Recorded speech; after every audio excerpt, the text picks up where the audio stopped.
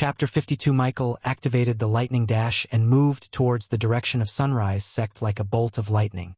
The battle with the guards had made him completely understand his current combat strength and capabilities, so the battle had provided him with lots of insights on what part he needs to improve and focus on. For instance, he relied on the responsive too much and didn't have a powerful non-lethal attack. "Hey Gaia, do you think I beat them enough? How long will it take the guards to heal?" he asked while dashing towards the Sunrise Sect. "Why do you ask?" "Just curious," he said, but Gaia knew that he's brewing something evil in his mind and wanted more information from her.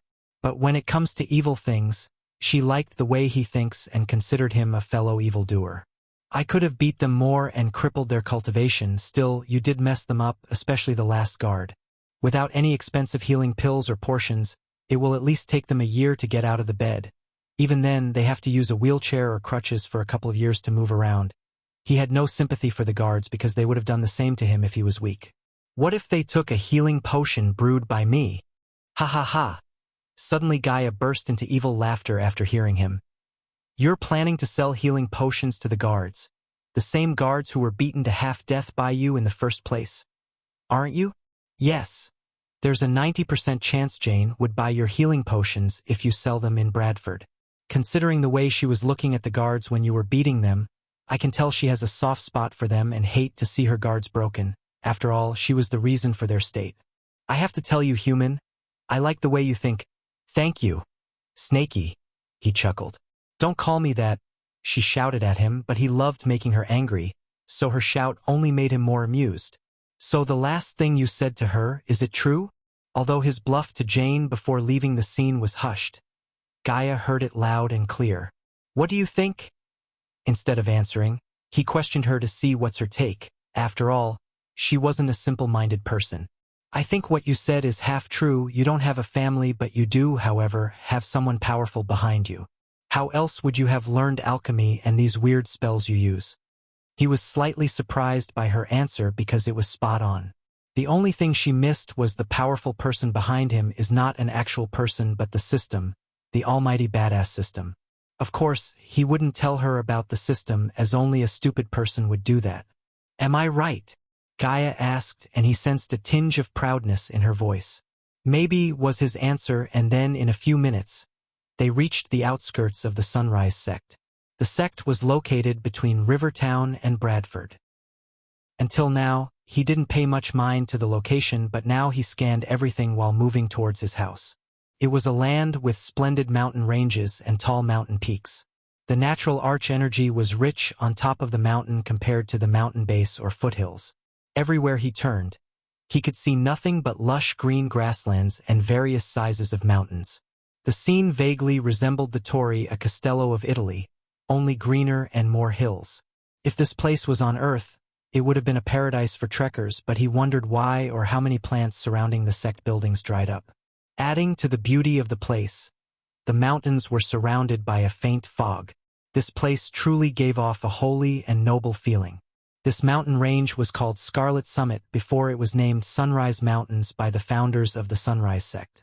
Countless mountain peaks spread across the mountain range.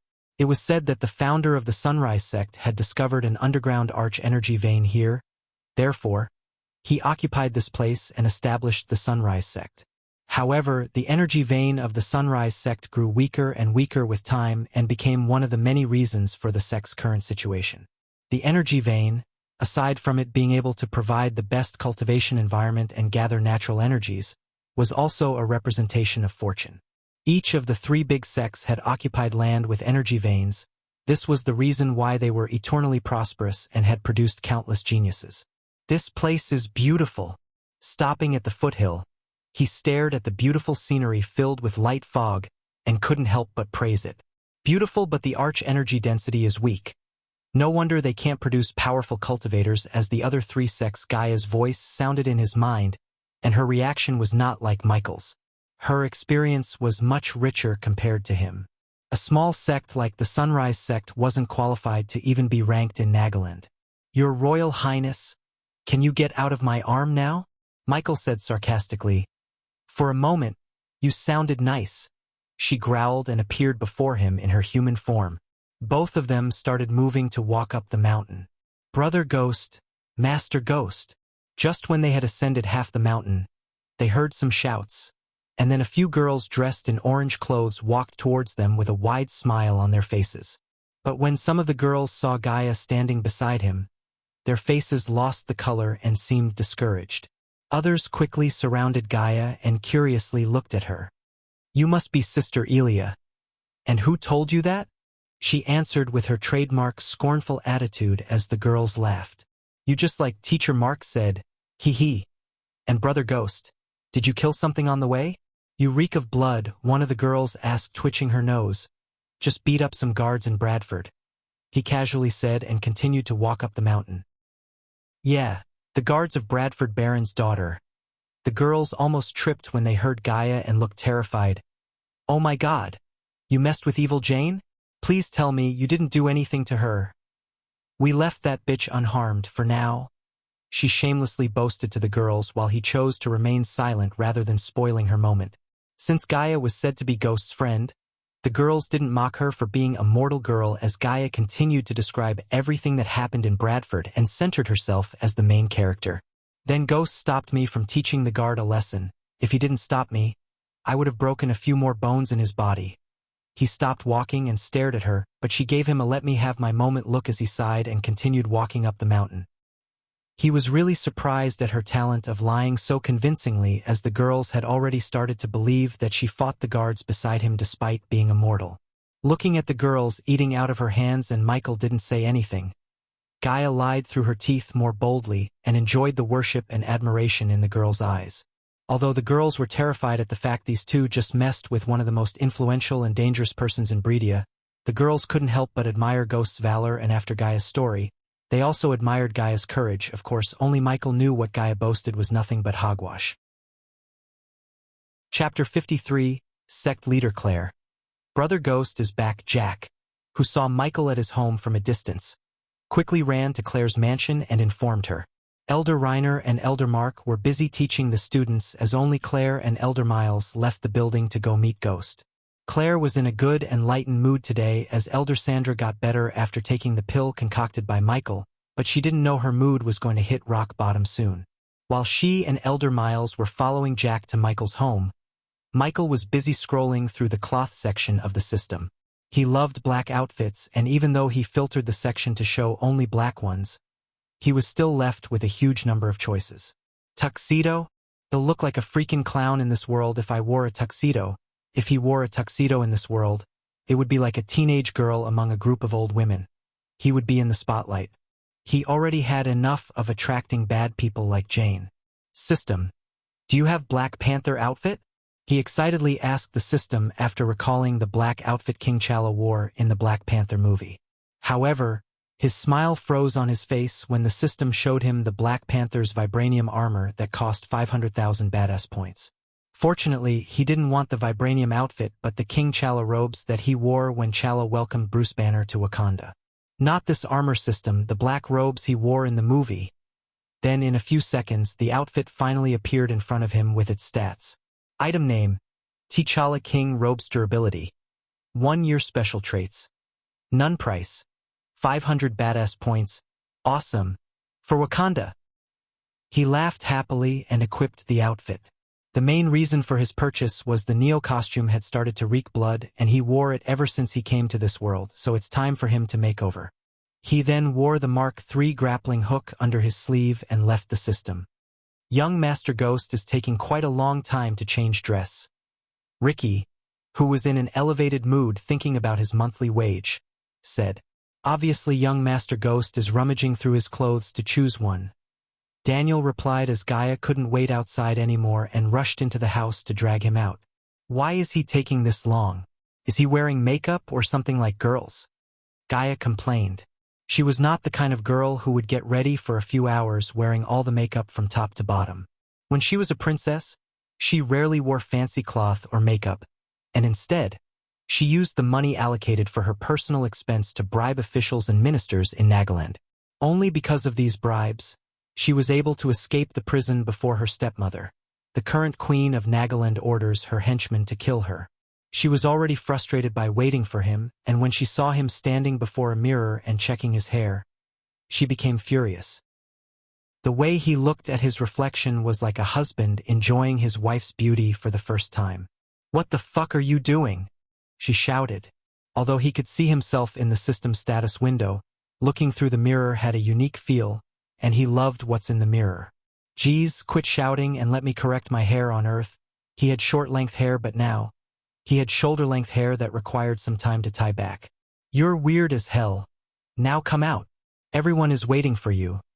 He sighed and followed her back outside, where he saw the girls narrating the events to sect leader Claire. Daniel and Ricky trembled as Claire looked pale. "Ghost, is it true? Did you attack Jane's guards?" Elder Miles asked as his voice broke in fear. Michael, however, seemed calm and smiled at Claire and Miles. "I didn't attack them. They attacked me first. I just defended myself," he said with a straight face, but it didn't reduce their fear. "Sect leader Claire, I want some herbs and items from the sect. Can I take them?" While Claire was still in shock and Miles was searching for words, he calmly asked her. Yes, her mind was not properly processing what she had just heard and said instinctively, "Daniel, Ricky, go to Rivertown and hire me 2 Pegasi." He ordered his newly recruited henchmen as they quickly nodded despite their shock. He then tossed a pouch of coins and gestured at Jack to lead the way to the herbal garden. Gaia also ignored Elder Miles and the female disciples as she followed him behind. What's the point of worrying now? Besides, Michael hated to console Claire and Miles, and as far as he was concerned, these people needed to grow a spine. If one wanted to destroy this sect, they would have already done it. Brother Ghost. On their way to the herbal garden, Jack opened his mouth to ask something, but Michael stopped him midway. "Jack, no one is going to attack the sect. Just let me deal with Jane." After following Jack for a few minutes, they reached the herbal garden. There were not many herbs, and even calling it a garden was a little too much. He could only see a bunch of pots with herbs, and most of the land was occupied by nothing but grass. Luckily, his expectation was low, and therefore, he didn't expect much from the garden. He went straight into the garden and picked all 20 herbs in the garden as Jack's mouth opened wide because it was all they had left. "Why are you acting so shocked? These are just common herbs." Plop! Gaia slapped the back of Jack's head and said while Michael finished picking all the herbs, he needed to concoct some pills. Of course, it was not the pills he initially planned, but this would kickstart his master plan. Among the pills he could concoct and potions he could brew, he still needed some advice from Gaia. "Elia, follow me. I need to talk to you." Plop! "Ah!" Jack cried because she slapped Jack again for no reason before following Michael into the nearby building. "Human, what's the plan?" "I can do many things with these pills, but I think healing potions and revitalizing pills would bring more crowd and money." Revitalizing pills were pills that could cleanse the body to remove the impurities of the body, which would increase cultivation speed. By taking many less pure pills and potions, cultivators' bodies would have impurities in the bloodstream, and revitalizing pills were a way to remove the impurities.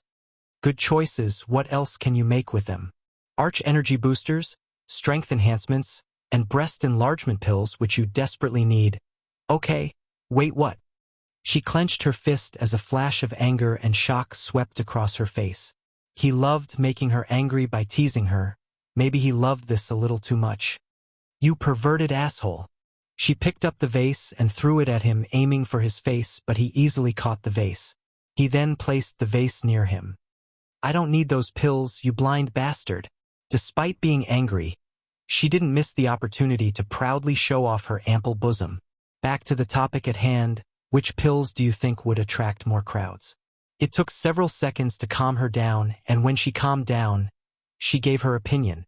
Whatever a 5-star alchemist makes, people would buy them, but considering we don't have many ingredients to work with, I do recommend we sell healing potions, revitalizing pills, and arch energy boosters. Do you have a price point for all these pills? She thought about the question regarding the prices for a few more seconds before answering it. Healing potions, 13,000 gold coins. Revitalizing pills can be sold for 11,000, and arch energy boosters, I'd say 10,000 each for Gaia. These amounts were simple, but for Michael, who barely had any gold coins left, became extremely happy. Besides, these were all just low-level pills and potions he had to make due to the lack of ingredients, but with enough badass points, he could buy rare herb seeds from the store and grow it in the sect rather than buying them from the stores. After seeing the outrageous price for the herbs in the system store, he decided that it would be cost-effective to buy the seeds that were way cheaper than the grown herbs and grow them in the sect's garden. The seed pack cost 6,000 badass points and an extra 1,000 for a compost that would make the herbs grow in 2 days. The seed pack sold by the system had various rare herbs and items to concoct and brew special pills and potions. Alright, Gaia. Time to earn some sweet gold. Chapter 54, Young Master Ghost. Is this your shop? Amidst the busy, bustling streets of Bradford, 2 Pegasuses, or Pegasi, landed on the street as 2 youngsters. One young girl and a man in his early 30s descended on the ground. Obviously, the 2 youngsters were Michael and Ricky, the young girl was Gaia, and the last was Daniel. The one who asked the question was Ricky.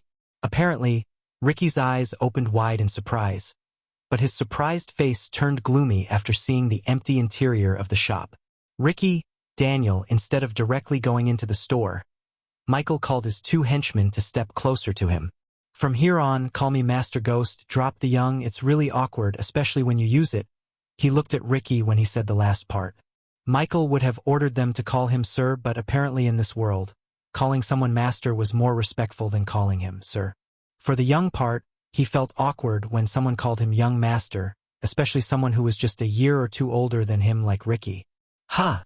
Ricky and Daniel tilted their heads and looked at him confused, but a few moments later, they nodded as they had no plan to go against his orders, considering the pay he promised. And I'd like to hear them call me your Royal Highness, Gaia mumbled under her breath. You 2 put the Pegasus on the side and clean this place. Then he bought out some decorative objects from his system store to decorate his store with. These include things like wallpaper, fancy sofa and chairs in a modern style, some decorative ornaments meant for the glass window, and some colorful lights which had never been seen by anyone in the cultivation world before. You got another one. When he put down the sofa, Gaia couldn't hide her shock, but she quickly landed her butt into the fluffy sofa. Quit playing and come help me with this, you damn snake. He knocked on the head as she stood up, massaging her head where he knocked. Ah, jerk. Daniel and Ricky missed this little quarrel as the 4 of them began to clean and decorate the store. With the help of the 2 hard-working henchmen and 1 lazy snake, he set about doing his job quickly. He dispersed all the beautiful, modern decorations around the store, illuminating the lights with arch energy. Little by little, the people who were roaming on the streets noticed this and were surprised by what they had seen, but because of the dark curtains covering the windows, they still couldn't see clearly what's going on inside.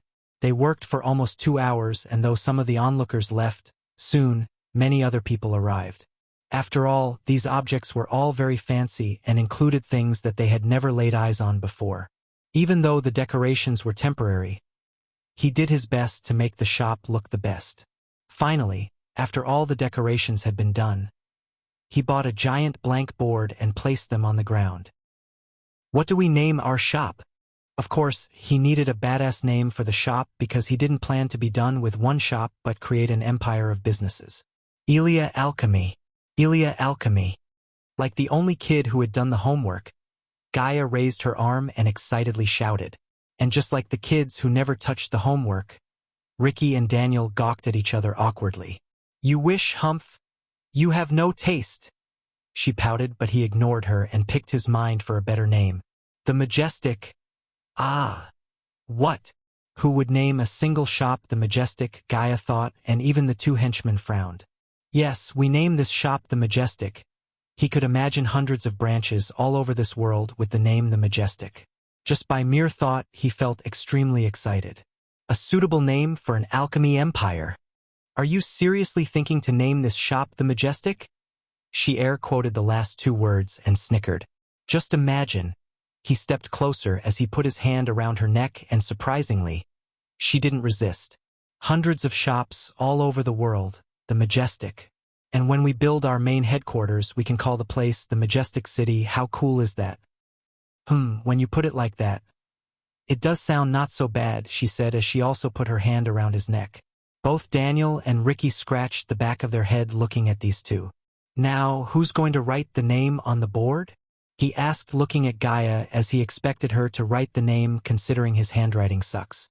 Usually, girls would have beautiful handwriting compared to the boys, therefore, he looked at her. "Gimme the brush," looking at his gaze. She rolled her eyes and grabbed the brush to write the name on the board. After a few minutes, she finished writing the name and it looked gorgeous. It even shocked Michael because her handwriting looked computerized. "That's how you do it." Pride in her work and arrogance oozed out of her face. Without giving any snarky comments, Michael gestured at Ricky and Daniel to hang the sign outside. As soon as the people saw the sign and the store, they were greatly surprised. Amongst all the buildings in Bradford City, it was really rare to see such a new, smart, and modern-looking store. This store had a strange name, too, the Majestic. "Hey, have you heard the news that Ghost beat up Jane's bodyguards in front of her?" "I have already heard this news. He has way too many balls if you ask me." "Yeah. No sure, but I bet he would have realized by now who he had messed with and never returned to Bradford." "That's baloney. He just opened up a store. Its name is the Majestic." "My God. Really? Can that guy open a store? Who would dare to visit his store?" "Exactly. It's a pity that his store hasn't opened to the public yet. I wonder what its main commodity would be. I've heard that he is planning to sell meat."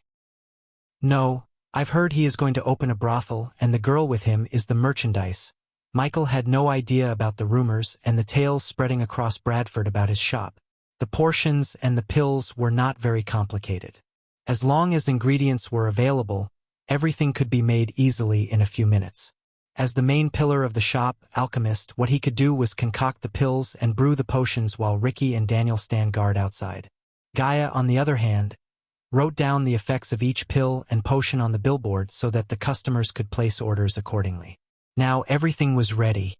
"Okay, let's set a small goal of earning 300,000 gold on an opening day," he calmly said to the three in front of them.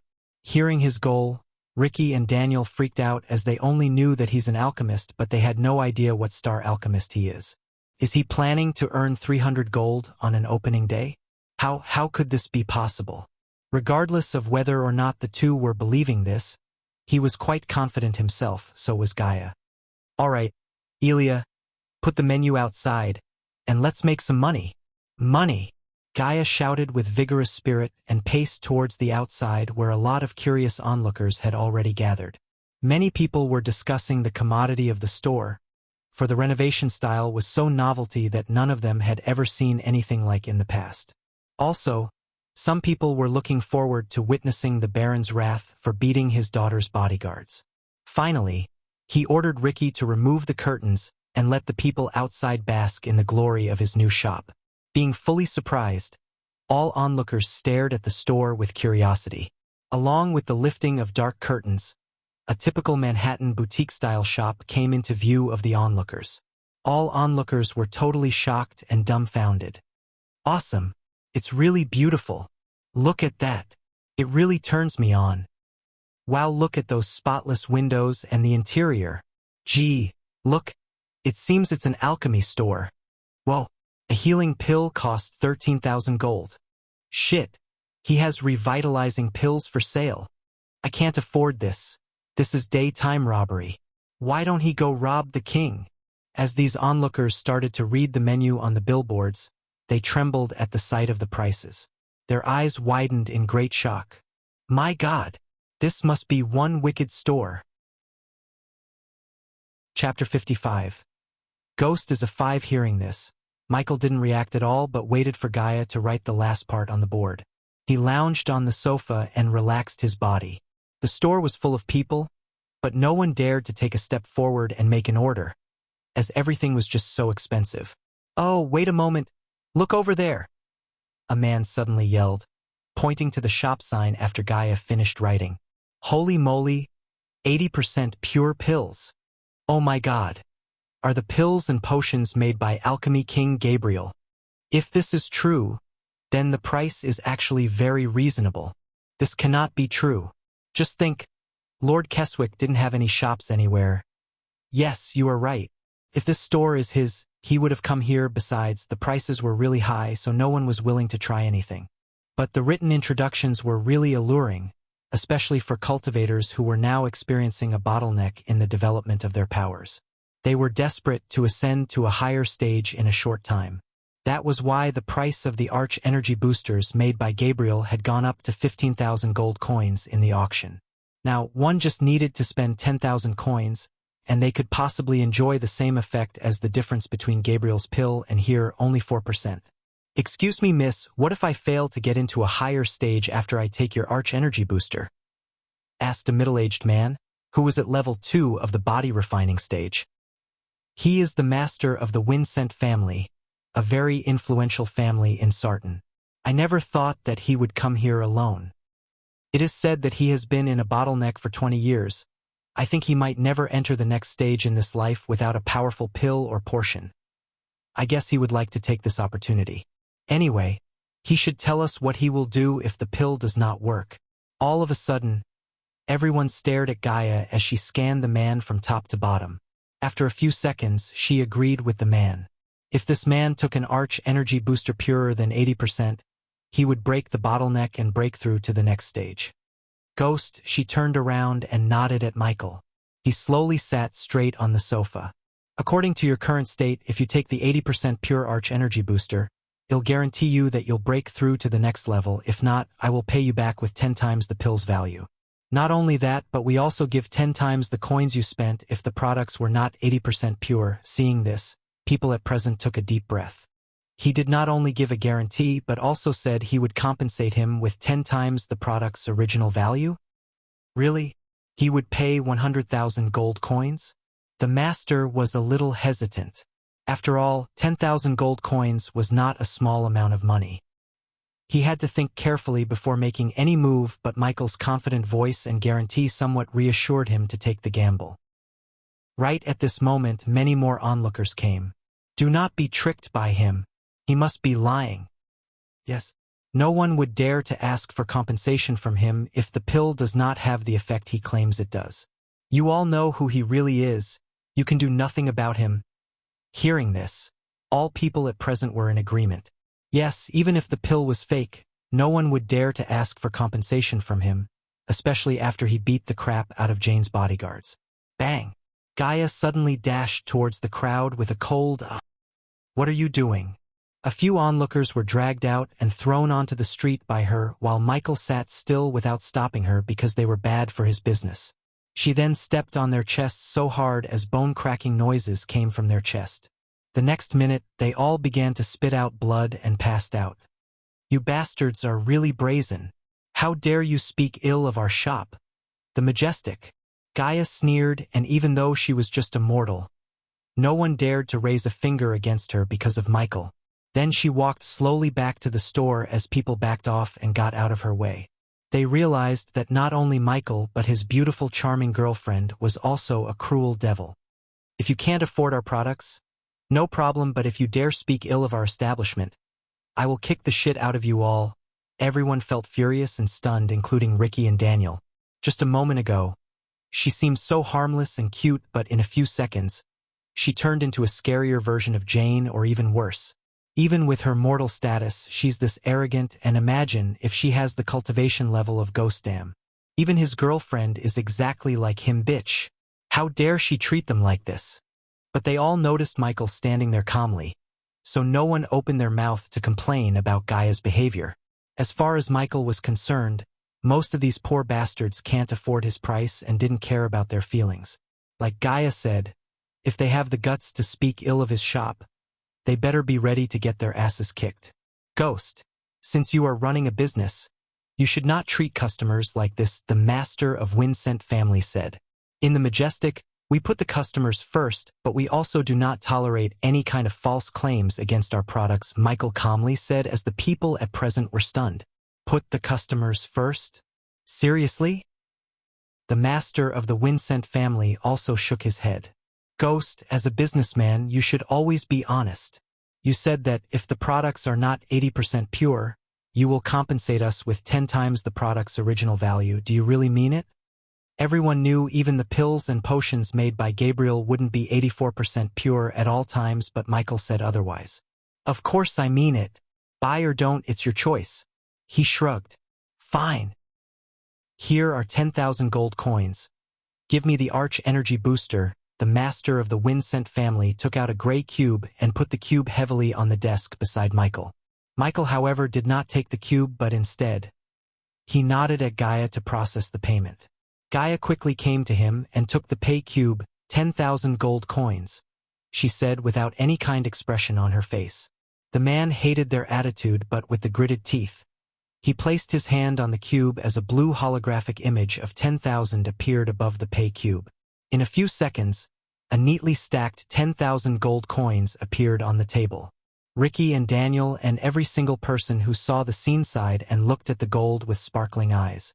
For Ricky and Daniel, this was the first time they had seen a huge amount like this up close. Michael was extremely excited to see the sparkling gold coins, but he controlled his emotions and ordered the system to take the coins into his storage. Wait at the waiting area until I call you, Michael said.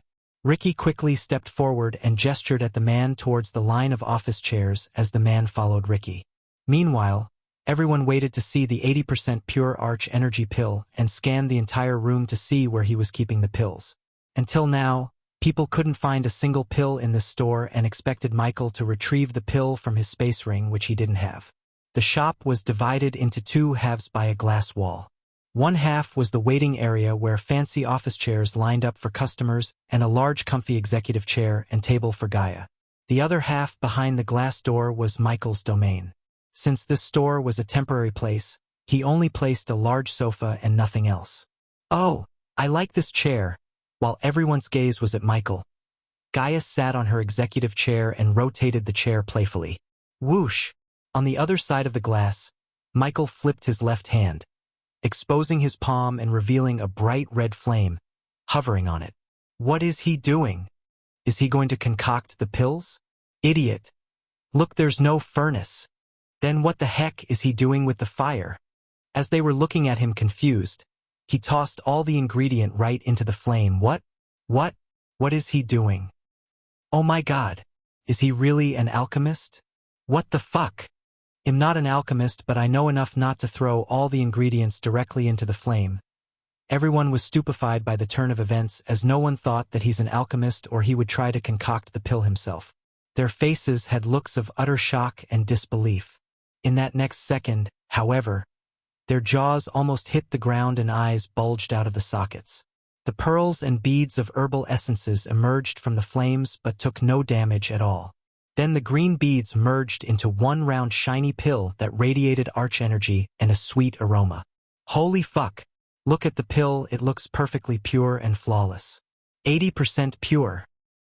The crowd who were seeing this remained rooted to the ground in shock. Their hearts were trembling, unable to believe whatever they were witnessing. 5-star alchemist. Ghost is a 5-star alchemist. Several people among the crowd shouted as the entire shop became dead silent. Ding! Congratulations to the host for successfully being a badass. The reward is 800 badass points. Ding! Congratulations to the host for successfully being a badass. The reward is 700 badass points. Ding! Congratulations to the host for successfully being a badass. The reward is 600 badass points. Ding! Congratulations to the host for successfully being a badass. The reward is 800 badass points. Finally, the moment Michael waited appeared. The sweet sound of rings of notifications rang inside his head without a stop. Chapter 56. He's not a genius. He's a frickin' monster. There are no words to describe this kind of talent. Many people were rolling their eyes, feeling dizzy and struggling just to not fall on the ground. They simply couldn't accept this. This was just too unbelievable. They managed to calm themselves down after a few more minutes, but the way they looked at Michael had changed. And currently, they realized one thing. He's in a different league than the other prodigies of his generation. The more they became shocked, the more badass points he earned. Daniel, take this pill to the gentleman over there. Holding the green shiny pill in his hand, Michael called Daniel. It took several seconds for Daniel to respond as he came to Michael. Michael placed the pill in Daniel's shaking hands. Before this, Daniel had never even seen 30% pure alchemy pills or potions this close, let alone an 80% pure pill. Realizing that he was holding a 10,000 gold value pill in his hand, his whole body trembled. Go on, Michael gave a pat on the back to move Daniel faster. After a minute, Daniel carefully handed over the pill to the man. Receiving the pill, he could feel the warmness and the arch energy radiating from the pill. The fantastic smell of the pill wafted into his nose. The onlookers were eager to know whether the pill was a real 80% pure one or not, and all tightly fixed their eyes on him. You will be able to feel the effect after taking the pill. Gaia stopped rolling and rotating the chair and reminded him slowly at that moment. The master said nothing more. Either he would break through to the next level after taking the pill or receive 10 times the amount he paid. Both outcomes were favorable to him. Puff! He opened his mouth and put the pill into his mouth. The next moment, the man's eyes widened in disbelief. The pill melted in his mouth and released a rich aroma. He could instantly sense his body devouring the arch energy like crazy. The master was shocked. He had been taking many pills and portions for a long time expecting a breakthrough. Is the pill working? Someone in the crowd shouted at that moment. However, the master had no time to answer the question as his whole body was going through a change. It is so. He was about to open the mouth and all of a sudden, a force of energy gushed out from his meridians and rushed through his body, roaring like a tsunami. What? The master was totally shocked. He didn't have enough time to think more. The next moment, he sat down on the ground with his legs crossed and started to draw that force in with cultivation arts. Boom! After a few breaths, a formless airwave gushed out from his body. Then he opened his eyes suddenly with brand new momentum. His eyes were even clearer than before and his skin became glossy. Level 3 of the body refining stage. I did it, the master murmured to himself. His mind remained unclear for a while. Did I break the bottleneck which has entangled me for so many years? All of the onlookers were also dumbfounded. All of them had sensed the change in the master. Level 3 of the body refining stage. How could this be possible? My God! He really realized a breakthrough to the next stage. That was really an 80% pure arch energy booster. There was no doubt about that. I can't believe he's a 5-star alchemist. He's not even 30 years old. Everyone was exclaiming with disbelief. There were no right words for them to describe their shock. Whoosh! The master of the Winsent family stood up immediately and bowed at him. Then he said with immense gratitude, "Thank you, young Master Ghost. My whole Winsent family is in your debt." The man even addressed him as young master because he was not only a prodigy but also a 5-star alchemist. Even the king would treat a 5-star alchemist like him with the utmost respect. Standing on the other side of the glass, Michael waved his hand calmly. It's okay. The next time you need any pills or potions, come to the Majestic. Of course, young Master Ghost. Can I order another 10 arch energy boosters and a couple of revitalizing pills for the members of my family? The master asked excitedly. His breakthrough this time could greatly promote the status of his family, and with these pills, his entire family could increase their power. If the other elders who were also entangled with bottlenecks could also make a breakthrough, a complete transformation would happen in his family, and their status in Sartan would reach a new level. Therefore, spending 100,000 or more gold coins was not a bad thing but a great investment. Seeing this, the onlookers could hardly stand still. Holy shit, this is for real. Usually normal people, including the rich people, couldn't get a chance to meet a 5-star alchemist as they were extremely rare in the Elon continent. And even those few would often deal with rare treasures and artifacts rather than gold coins. Therefore, when they realized the golden opportunity in front of them in the shape of Michael, they rushed into the store and gathered in front of Gaia's counter. Then they started to shout loudly, "I will also order 5 arch energy boosters. Me too. I will take 3 healing potions. 6 revitalizing pills for me." Instantly the store was in chaos and Ricky and Daniel struggled to keep the people in the line. At this moment, Gaia stood up with an evil smile and shouted, "Behave yourselves. This is not a market. Form an orderly line and place your orders one by one. If you don't, we will close the shop and leave." The crowd instantly stopped the chaos they were making and quickly formed a line. They feared that she would really close the shop and leave. They all knew that at the same time tomorrow, the whole street would be crowded with people to buy a pill from him when the news spread. Before that happened, they wanted to buy the pills and potions. Of course, the people who had no gold coins to afford such products could only step aside and let the rich people move forward. At the same time, a fat old man who stood in the line took a deep breath before talking to one of the young guards beside him. "Rio, you'll stay in the line. You go and inform the Baron about this in the main hall of the Baron's mansion." A middle-aged man was sitting on a large chair. The man, wearing loose silk clothes, was muscular and 6 feet tall. He was the mayor of Bradford, Tobias Totonk. In front of him was a young girl who was shivering and walking back and forth with a red face. "Father, I need him dead now. Send him 50 no. 60 men, I want them to chop him up." She was none other than Jane. "Don't be impatient, Jane. Let's investigate the matter properly before taking any decision." "Fuck the decision. My guards are at death's door because of that bastard. I want justice for my people. Why can't you understand this?" Her eyes slightly welled up when she talked about her guards, but her anger was too great to let the tears roll out. "If you don't, they'll go directly to the capital and bring my big brother. I'm not saying I won't take action against Ghost, but I'm saying we can't act on impulse, especially at a time like this." Tobias patiently explained, but Jane was not in the mood to listen to him. "What's our war with Sartan Baron has anything to do with this? Grow a spine, father." "Jane." Tobias raised his voice, but he soon calmed himself. Sometimes he would think he pampered her too much and spoiled her, but he couldn't get mad at his little princess as he loved her too much.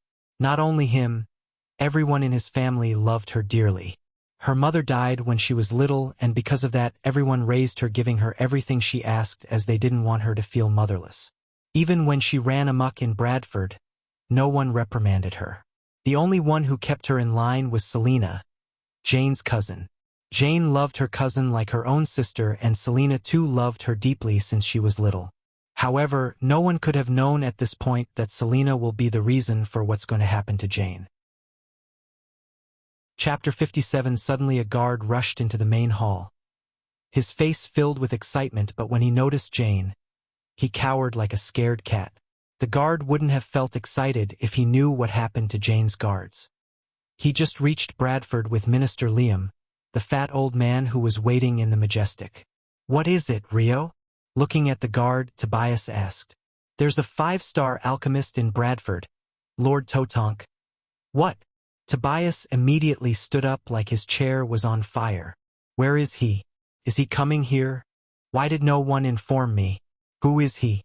Tobias ignored Jane's temper tantrum and rapidly fired questions at Rio. "Father, Lord Totonk, he opened up a shop in Bradford. Minister Liam is there to order some pills and potions. Let's go meet him now." A 5-star alchemist was not a joke. If he could form a relationship with one, he could gain a massive advantage over Sartan Baron, and who knew, he could even avoid war altogether. "Do you know his name?" "Lord Totonk." The people called him Ghost, and just when Tobias was about to take another step, he received a huge blow in the form of Rio's answer. "What did you say?" Tobias felt like he was going to faint as he looked at Jane with the mixed emotions of anger and uncertainty.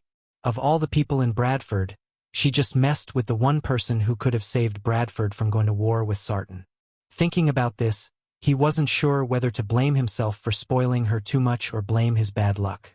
"I don't care if he's a 6-star alchemist. He must pay the price for his crimes." "Shut up!" Tobias' anger exploded and his shout echoed through the main hall. Jane stumbled back a few steps, as this was the first time she had seen her father angry at her. Even when she killed a minister's son, he didn't shout at her like this.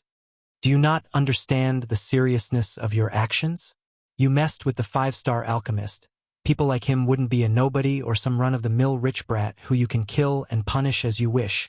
The guard who escorted Jane back to the mansion informed Tobias about everything that happened at Bradford and what Michael said to Jane before he left. "The reason I leave you alive is I don't like wars and am not going to start one with your family because of you. But if you mess with me again, you and all the Bradford will know the power behind meth." Words he spoke made more sense to Tobias now than it did before. "Gather our men, Rio, we're going to greet this ghost." I hope he's not furious at us. As you wish, Lord Totonk. Father, wait, him coming with you. At this moment, Michael finished using the last batch of ingredients and heaved a long sigh. The ingredients might have run out on him, but the crowd was much bigger than when he first started. However, he still had one batch of ingredients to brew healing potion in his system storage, as he expected the Baron to visit him soon. A large portion of the crowd came only to see the fiasco rather than buying his expensive products. Michael stood up with a smile and shouted, "My dear customers, we're going to close the shop now." Hearing that, everyone in the store was totally surprised. What the hell? Are they going to close the store now? No, young Master Ghost. Let me buy some Arch Energy boosters first. Yeah, I'm waiting here for so long. Please, don't do this. Did we do something wrong, young Master Ghost? Many people shouted, as some even begged him not to close the shop. They were cultivators who had been stuck in their current stage for many years, and most of them had lost hope in making breakthroughs. People who had severe injuries hoped to treat their wounds with healing potions. Those who polluted their body with various pills and potions hoped to revitalize their bodies by using the revitalization pills. And finally, people like the Lord of Winsent family had a chance to break through by taking the Arch Energy boosters. All of them now had found hope. Their long-lasting problem could be solved by Michael. He was their savior. People were not permanently closing the store, but I've run out of ingredients and it'll take a day to get the special items I use. So there's nothing I can do. The crowd looked disappointed, but they couldn't argue with him as he made a valid point. If you want to buy our products tomorrow, it'll be at my new shop in the Sunrise sect. We open at 7 in the morning and close at 1 o'clock.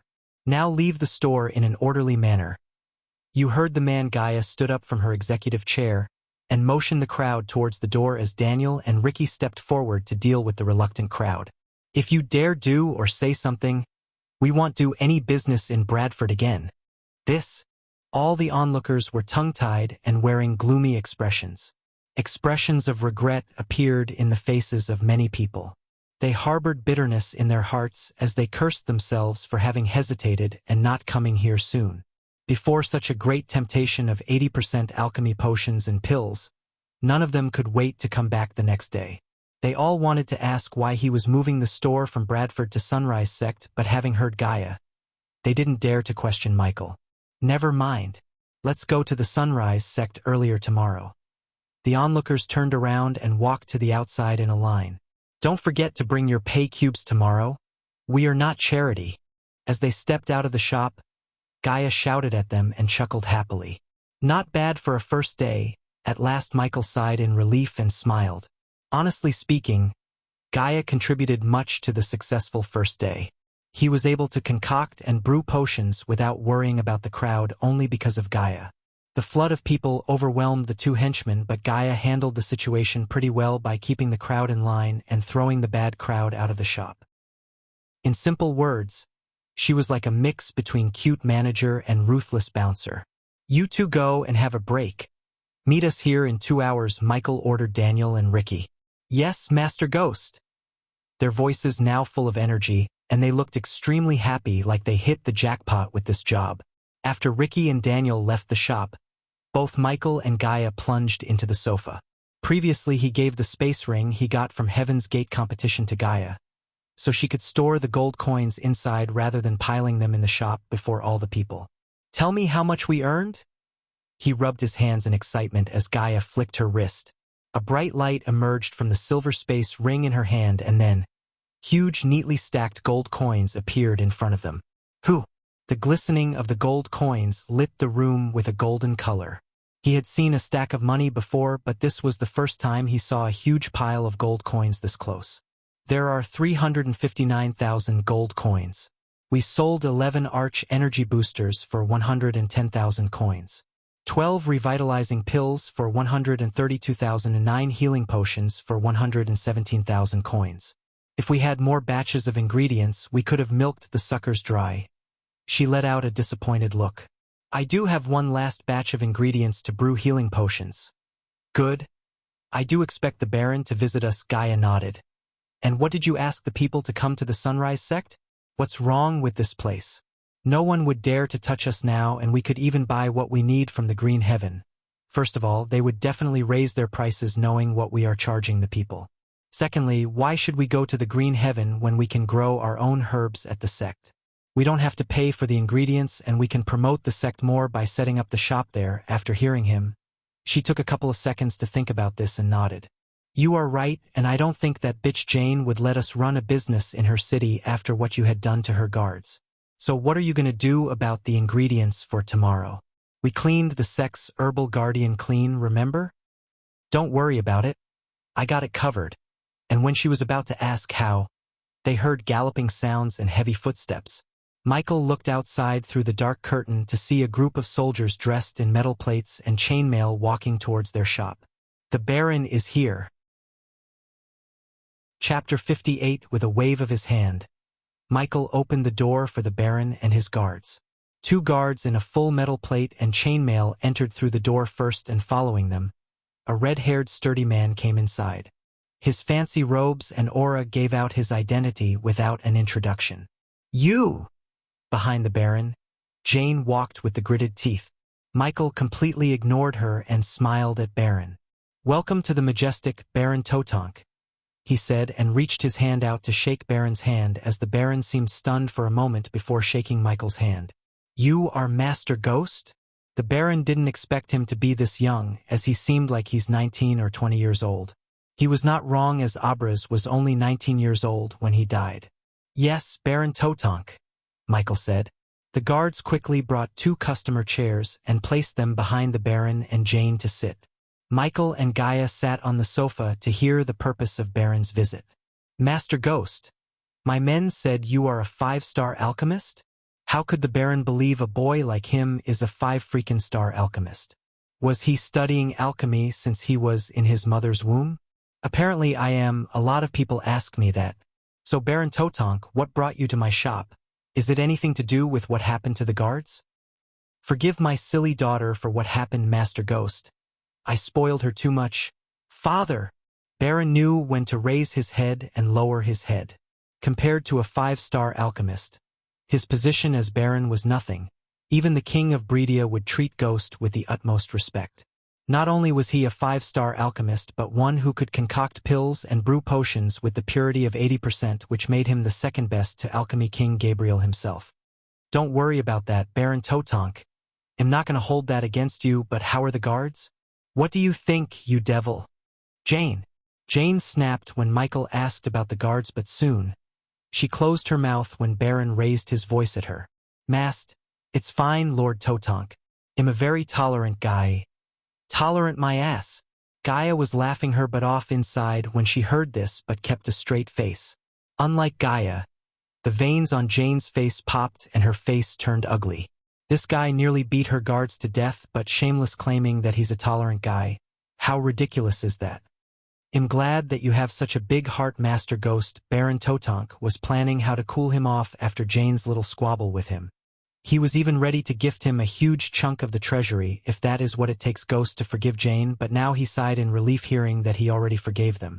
I would, however, recommend you to buy some healing potions to treat the guards. Oh? The Baron was again stunned by Michael. For a moment Totonk thought he saw a fox in human form. Baron understood that by recommending he's urging him to buy healing potions from him. Of course, Master Ghost, if that would make Ghost happy. Baron was willing to spend the gold for the healing potions. Looking at the Baron's pay cube, Gaia's lips curved upwards. The guards would need 6 healing potions. That'd be 78,000 gold coins. Are you seriously asking us to pay for what you have done? This is too much. Jane screamed and puffs of smoke came out of her nostrils. Do you know how much it cost me to reach the point where I am now? Compared to that, this is just a drop in the ocean. Don't mind my spoiled daughter, Master Ghost. Hey, race the pay cube. Baron Totonk handed his pay cube as Gaia took 78,000 gold from it with a small chuckle. Gaia knew Jane must be going crazy seeing this, and it made Gaia extremely happy and satisfied. Now wait a few minutes. Baron Totonk, Michael smiled. He immediately took out the batch of ingredients to brew the healing potions in front of Baron and his men, so he could gain more badass points.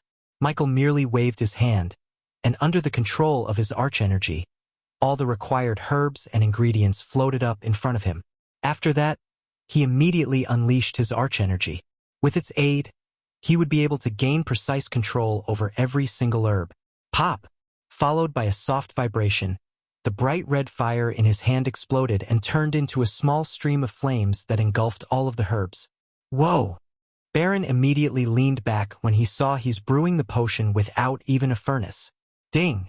Congratulations to the host for successfully being a badass. The reward is 900 badass points. Ding! Congratulations to the host for successfully being a badass. The reward is 1000 badass points. Ding! Congratulations to the host for successfully being a badass. The reward is 600 badass points. Ding! Congratulations to the host for successfully being a badass. The reward is 700 badass points. The beep sound of the system rang continuously in his mind. Even Jane looked stunned by the sight of his ability to brew potion without a furnace. Even though she was not an alchemist, she knew how hard it is to practice alchemy without a furnace, as even the alchemy teachers in the Morningstar would risk concocting pills or brewing potions without a furnace. Under the intense heat of the flame, all of the impurities within the herbs were being burnt. Although the purification process looked simple, it was an important step that couldn't be neglected. His action of purifying dozens of herbs at once was simply shocking. He had a calm expression. His black hair was fluttering backward, and his eyes were brimming with vigor like a pair of dark gemstones. With all his focus, he kept staring at the sea of flames in front of him. Within the flames, all the herbs were floating in different positions and were being burned with different temperatures that suited them individually. There were no doubts about purification being a very difficult step in alchemy. Therefore, when ordinary alchemists concocted pills or brewing potions, they would use a furnace to help control the temperature of the flame. Besides, since each herb had its own melting point, the alchemist would need to purify them one at a time or purify herbs with the same melting point at the same time. If two herbs with different melting points were purified at the same time, it would usually result in impurities remaining or essence being burned off, which then makes the pill or the potion low quality. Even the alchemists with rich experience might at most purify a few herbs together at once. The fact that he was able to purify dozens of herbs together at once was simply astounding. Only the renowned alchemists dared to do so, and none of them would be able to do it so leisurely like he was doing. After a few minutes, 6 vials of green glistening liquid landed in his hand. Here you go, Baron Totonk. He handed over the vials to the Baron. If you want anything else, you have to come to the Sunrise sect. We are moving the shop. Why? The Baron was surprised and shocked at the same time. Master Ghost, is it because of my daughter? Why are you moving? Although the Sunrise sect was a part of Bradford, it was an independent territory unlike here. It's not Baron Totonk. Staying here never was my plan. The Sunrise sect is my home now and I like working from home. There's nothing you can do or say that would make me stay here. Besides, I think it's better if we stay off of each other. Michael looked at Jane when he said. Baron Totonk let out a long sigh. He knew Ghost was right because he knew his daughter.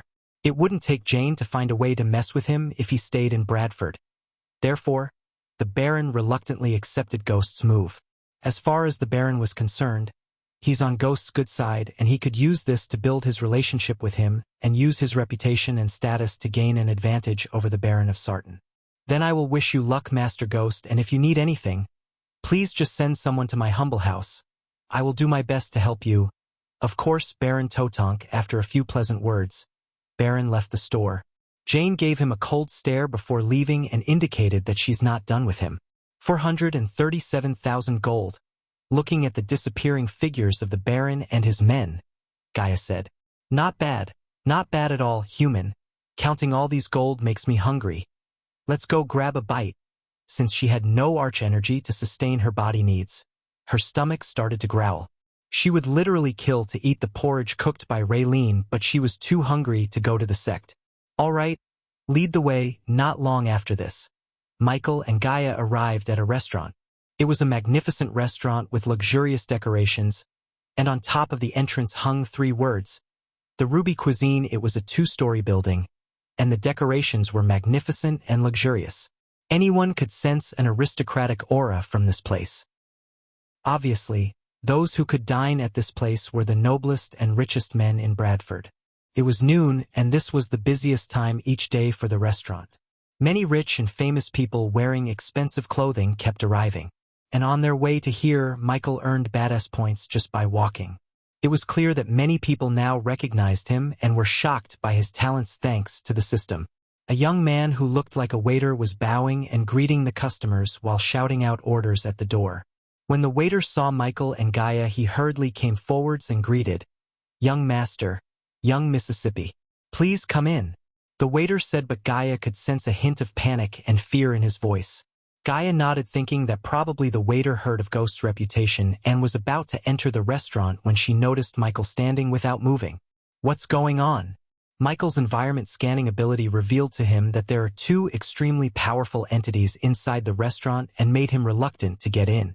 Is this going to be one of the restaurant fights that would happen in novels? He loved reading cultivation novels, and in most of them, the main character would find himself in trouble whenever he enters a place to rest or eat, especially if the MC had a beautiful girl beside him. Of course, he knew face-slapping an arrogant young master in front of all the people would get him badass points, but the two entities inside the restaurants seemed way out of his current league. Therefore, he had second thoughts of entering the restaurant. He would rather choose to be careful and calculative than depend on the system and his luck to save his bacon. Come on. I'm hungry. I changed my mind, let's head back to the sect. I'll ask Raylene to make something for you. He had to be alive to be a badass, and his instincts told him not to enter the restaurant. So he listened to his instincts and immediately turned back. A good man won't let his friend go hungry. Ghost. Just when he was about to leave, a voice appeared out of nowhere and formed an invisible wall around him. Shit, here we go. Chapter 59. When Michael entered the restaurant and started walking towards the tables, he could immediately feel a pair of eyes looking at him. When he turned around to look at the source of these eyes, he could see two girls staring at him. One of them was blonde and the other was red hair.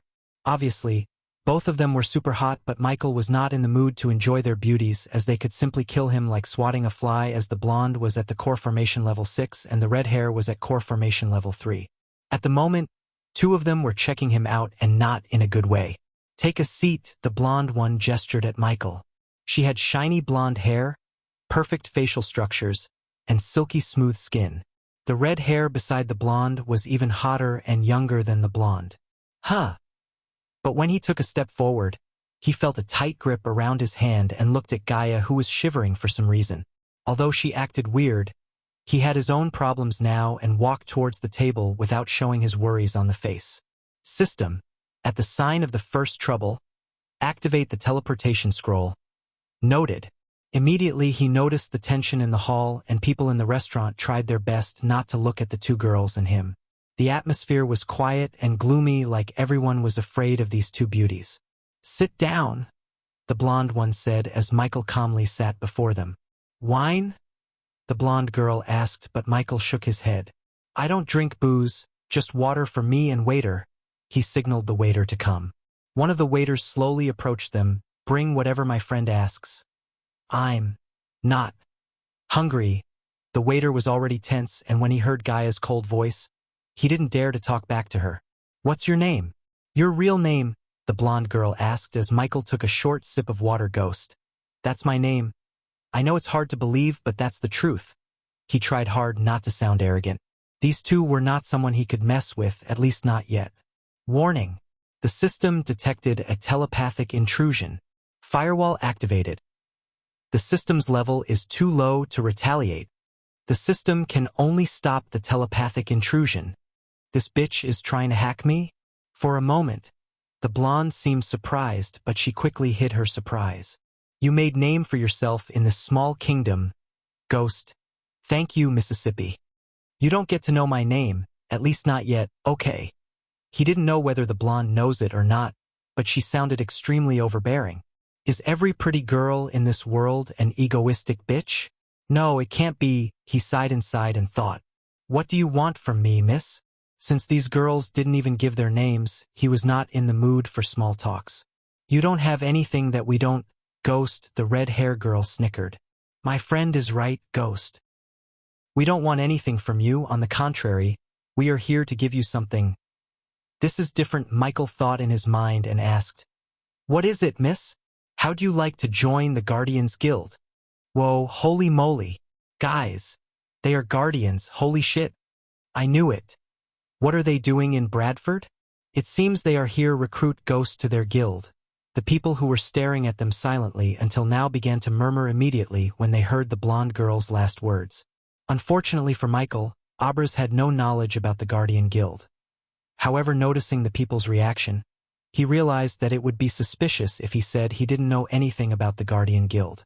Therefore, he decided to ask questions without revealing his lack of knowledge about their guild. Am I not too weak to join the Guardian Guild, miss? Of course you're too weak, and that's why you won't join the Guardians. The blonde's words confused him, and looking at his expression, the girl put the wine glass in her hand down and explained, "We are searching for promising talents and forming a group of trainees to serve the guild and Guardians." Serve? He sneered inside and wanted to punch her in the face. What about after training, miss? Why are you asking too many questions? You should be thankful for us to even consider you. The red-haired girl lost her temper for a second and slightly raised her voice. If it was a normal circumstance and she was weak, he would have taught her a lesson. However, these two girls were extremely powerful and seemed to have a powerful guild behind them. Although the blonde girl didn't seem to like him asking questions, she still had a small smile on her face. After training, you will continue to work with your fellow trainees and serve the guild. The Guardians will evaluate your performance, and if you're good enough, they might take you as their subordinate. The girl made it sound being a subordinate as a huge honor and opportunity, but Michael didn't give a shit about their guild. How could he serve someone else other than himself? Yet, he had only one last question to ask before rejecting their offer. "Miss, can I ask you one last question?" He asked humbly because he didn't want the two girls to get mad and attack him, which would threaten his life. "Go on," the blonde girl nodded. "Is there any chance for a trainee to become a Guardian?" Ha ha ha, the red-haired girl's eyes went wide for a moment as the blonde girl burst into laughter. Michael still had a calm face, but he could sense Gaia was trembling. The blonde girl stood up when she stopped laughing and put a silver round medallion on the table. "If you want to join the guild, bring this to the capital before tomorrow night in a flash." The two girls disappeared from the place, leaving everyone stunned. He took the medallion and saw a logo of a crown etched into the surface. After storing the medallion in the system storage, he stood up to leave the place but saw Gaia didn't move a muscle. "Hey! Come on! We are leaving." He shook her shoulder and felt her body trembling. "I know something's wrong, but this is not the place. Come," he forced her up as she reluctantly followed him outside. When they stepped outside, Michael grabbed her hand and activated the lighting dash. In a flash, he and Gaia left the place, leaving a trail of dust. Except for the stop he made in front of his store to leave a note for Daniel and Ricky. He dashed straight outside Bradford and reached the outskirts of the city. "All right, now we can walk and talk." The outskirts of the city looked deserted, and they had no one but trees to accompany them. "What happened back there?" he asked, but she still remained silent, which was a rare thing when it comes to Gaia. He sighed, "Usually I don't give a shit about your past, but when it comes to my subordinates, I do give a shit. So tell me before I make you." After looking at his serious face, Gaia took a deep breath and opened her mouth. "The girl back there." "Which one? The blonde or the red hair?" "The red hair." She gritted her teeth and said, "What about her?" "She is the reason for my state, human. She's my half-sister." Michael halted his steps in surprise. He never expected this twist, and now that he thought about this, it really made sense. "So that's why you went quiet. You have to tell me what happened in Nagaland. What did you do?" She hesitated to open up, but Michael knew what would cheer her up and make her talk. He retrieved a shiny white pill from the system storage. It was the cheap tier pill that would create a false sense of repairing her crippled meridians. "If you tell me what happened, I will give you this pill I concocted just for you." Her face slightly lit up when she saw the pill and reached out to grab the pills. No flashback, no pills. The pill was too tempting for Gaia, and looking at her expression, he laughed inside because it was like taking candy from a baby. He manipulated her easily. It all started. Short version would do. Tell me only the good bits. Chapter 60. After my mother died, my father married a bitch called Salisi. Together they had Zanali, the red-haired bitch, Zanali huh. He noted her name and continued his walk while Gaia narrated the short version of her flashback. Since the moment she was born, she got everything I didn't. My father's attention, mother's love, and everything I longed for. Her voice slightly broke and revealed the sadness in her heart. A few years ago, I asked one of my minions to collect information the Nagaland's population and food consumption level. Why? Because I saw my father asking for a loan from nearby human kings. He wouldn't have done that if he had any other choices. You thought it has something to do with the population and food consumption of your people? Yes, and I was right. According to my minions and spies, my father is liquidating the assets and taking loans from the nobles to run the kingdom. That bastard was driving my mother's kingdom to the ground, and I wanted to fix the situation before he could sell the kingdom piece by piece with that Salisi bitch. It was obvious to Michael that Gaia didn't love her father very much by her tone and expression. What did your minion find out? That was the weird thing. From the information I gathered, I realized that most of the wealth in the treasury was going to sustain the demand for food. And what made me loathe that bastard of a king was, most of the food we bought went to the prisons, to feed the prisoners. Huh. Shocking, right? I know. My mother died when I was 6 months old, but I learned that when she was ruling, Nagaland was prosperous and a powerful kingdom. One of the reasons for my mother's success was her rules. My mother made sure that rapists, murderers who killed innocent Nagas, and all other kinds of evil bastards die painfully. Because of that, everyone feared committing a crime, which kept the prisons from overflowing with Nagas. What changed? Michael asked as her face twitched in anger. Salisi and Zanali. They cancelled many of my mother's rules, saying that it was too cruel. My spineless father went along with them. Not all who commit a crime deserves to die, Gaia. But when the crimes were killing innocent Nagas and slaughtering children, they deserved to die. You killed an entire sect for the Rosewood village. You're right, those deserve to die. Except Salisi and Zanali thought they deserve a second chance. 5 years for a Naga who slaughtered an innocent family and 3 years for serial rapists. What kind of punishment was that? Those bastards treated the prison like a picnic spot, and my father sold my mother's kingdom piece by piece to feed those evil bastards.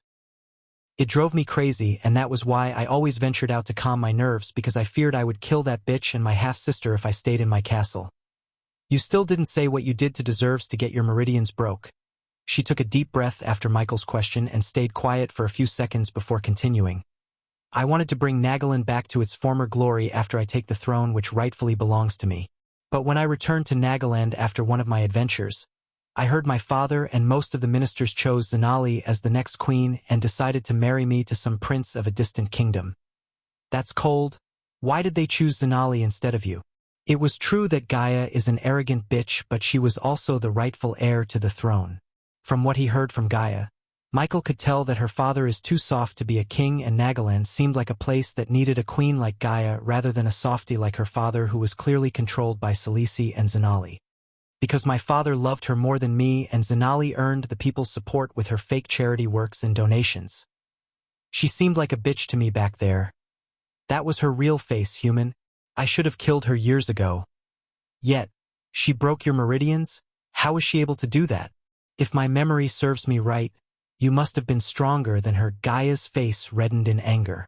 When I heard they chose Zanali to be the next queen, I lost my temper and questioned my father about all the debts and revealed the kingdom's status, crime rates, and every dirty little secret he was hiding, in front of every noble and minister. Except instead of answering, that bastard threw me out of my castle. My own fucking castle, but not before I killed his fucking guards and broke his jaw. She made a boxing posture and punched the air. So you broke your father's jaw? Things are getting interesting after hearing about her father and what he was planning to do. Michael couldn't blame Gaia for losing her temper. He wanted to feed the prisons despite the wellness of my kingdom, so I went straight to every prison in the kingdom and burned them to the ground before they could do more damages to my mother's kingdom. When I burned down the last prison, I lost most of my arch energy and power. That bitch Salisi and Zanali attacked me at my weakest state. They captured me and brought me to my father. Do you know the sentence he gave me? Michael shook his head, but he had a feeling that it was not a community service. Tears already started to roll out of her eyes. He wanted to kneel down and ask for forgiveness from the kin of the evil bastards I burned down. I'd rather die than kneel down and beg for forgiveness. And human. She paused for a moment, and when Michael looked at her face, he saw her eyes welling up. You were wrong, human. Zanali didn't break my meridians. My father did. My own father. She then stopped walking and dropped to the ground in sorrow. Her father's betrayal and actions saddened her more than they angered her. I may have a father, half-sister, and half-mother, human, but am no different than you, an orphan. I am, and always will be.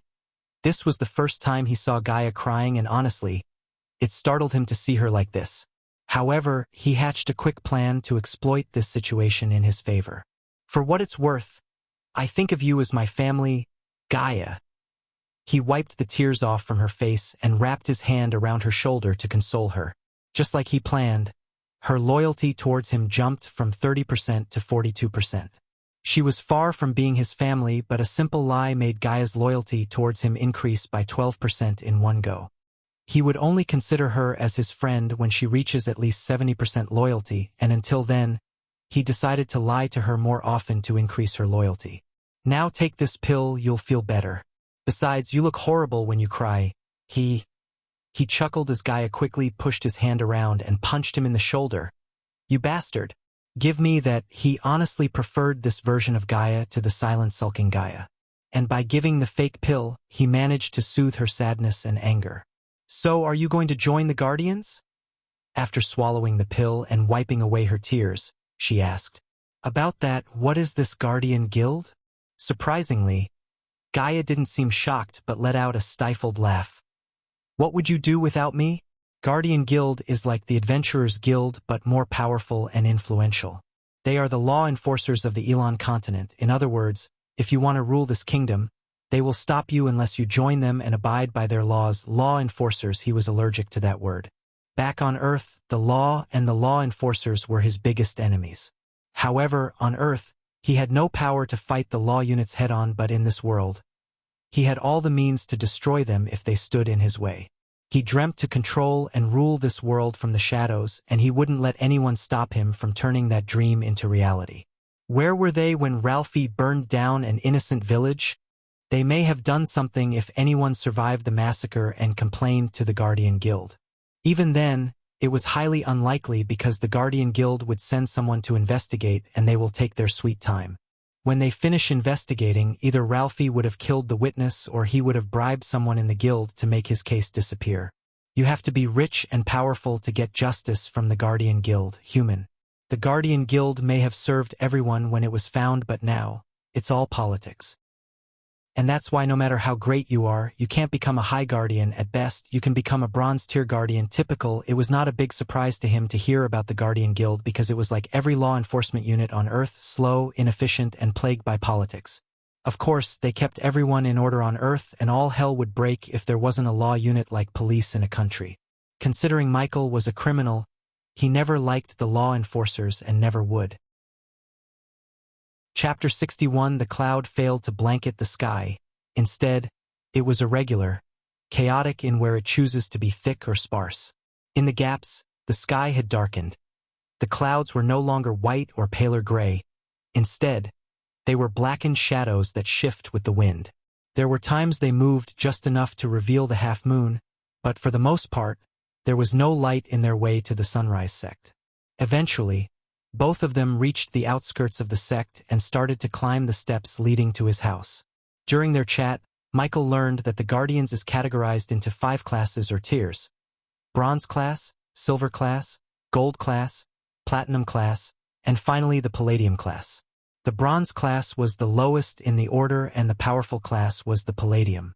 The blonde he met was a Silver class Guardian as she wore a silver pendant on her neck, while Gaia's sister managed to earn a spot in the Bronze class, but after looking at the way the blonde treated the Zanali, Michael was sure that Zanali would get promoted to the Silver class soon.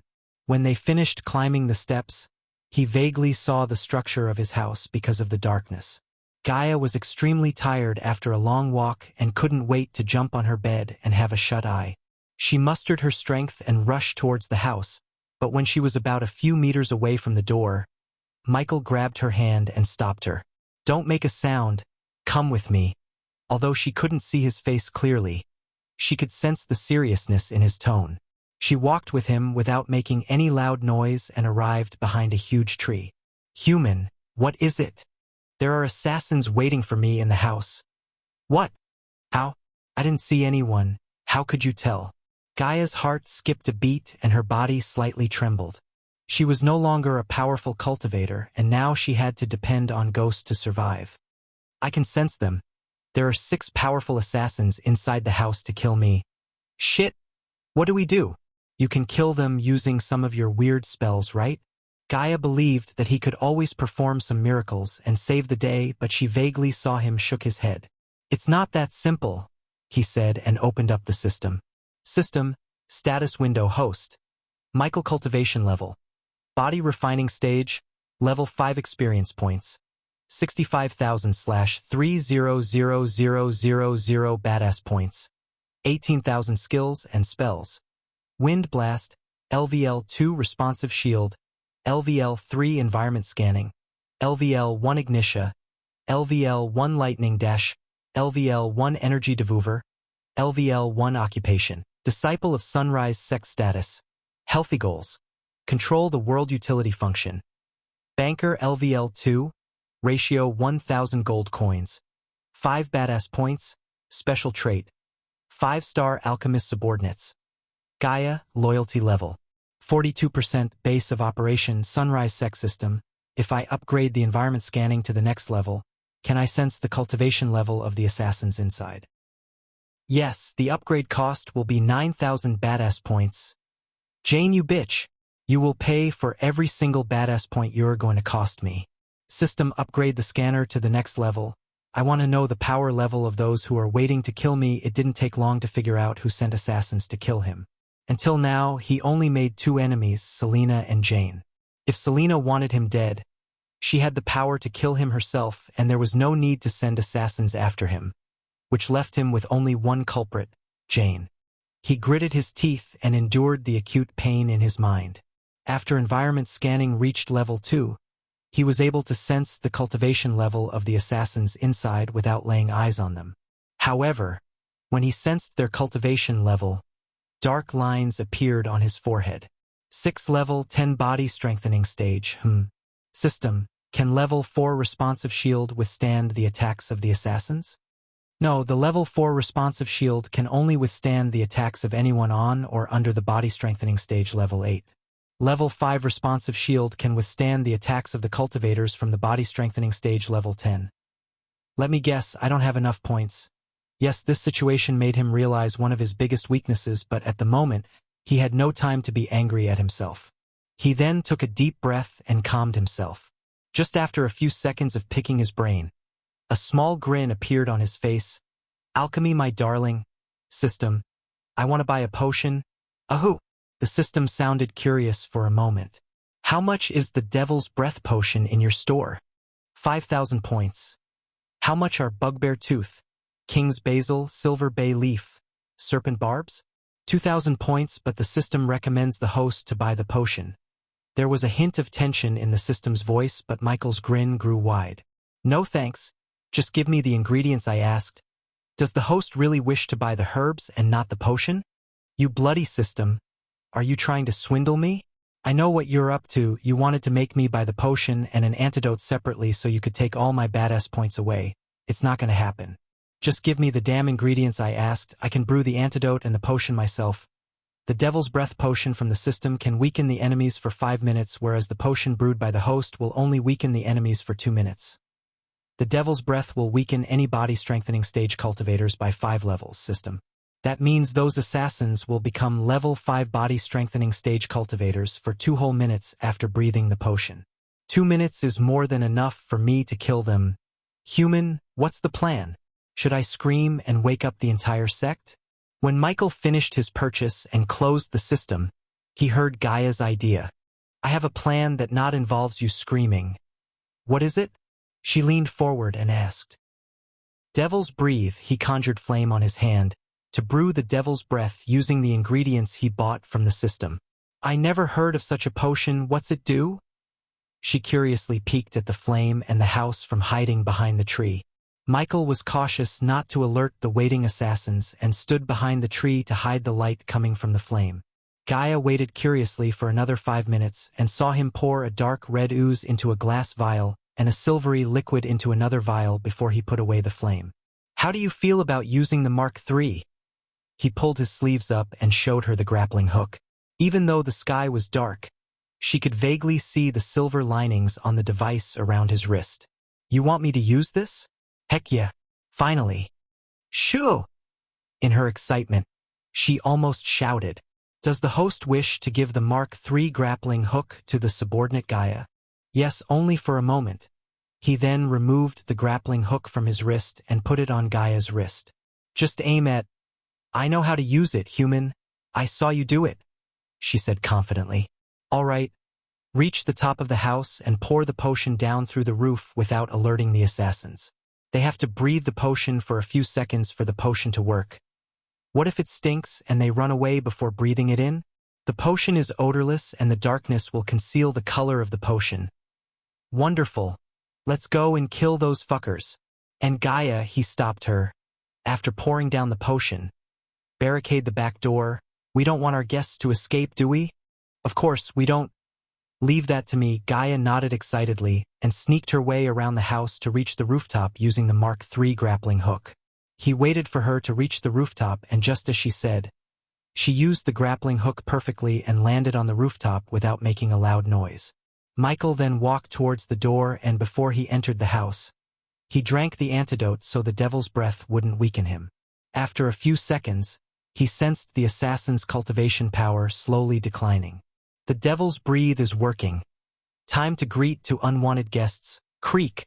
The door made a creaking sound when he opened it. He didn't forget to lock the door after entering his house. Then he took a few steps forward and retrieved his seal knife from the system's storage. "Guys, you can come out from hiding. 6 body strengthening level 10 assassins to kill me?" "I'm honored." When the moment he sensed everyone became level 5 body strengthening stage cultivators, he started to count down in his mind. "There are 2 of you under my bed, 1 behind the sofa, 1 on the kitchen, and 2 of you are hiding behind the curtain." After a few seconds, he saw 6 figures appearing before him one by one. "How did you know?" "It doesn't matter. What matter is you were dumb enough to mess with you shouldn't have, and now, you're gonna lose your life." One of the assassins opened their mouth and spoke. Even though Michael couldn't clearly see their faces, he could vaguely notice their costumes resemble the ninja costumes back on Earth. But thinking that he's about to kill the assassins in ninja costume, he laughed. "Ha ha ha ha." His laughter confused the assassins. "Check your cultivation level. You're no longer at level 10. When he stopped laughing, his face turned serious and cold. The assassins were initially for a second. They thought he was mumbling in fear, but when they checked their cultivation level, their eyes went wide and their legs trembled in terror. "And do you know what that means?" His grip on the knife tightened and the killing intent in his pitch-black eyes risen. The devil's breath was a dangerous potion that would lower someone's cultivation level without even the target realizing until it's too late. The darkness prevented Michael from seeing the terrified expressions on their faces after they checked their cultivation level. "It means you're shit out of luck." Chapter 62. Diddle. Diddle. Above Michael and the assassin's Gaia was watching the scene through the roof. Although she couldn't see the scene below clearly because of the pitch-black darkness, the lightning bolts around Michael's hand provided enough light for her to see the assassins taking out their daggers. "We are."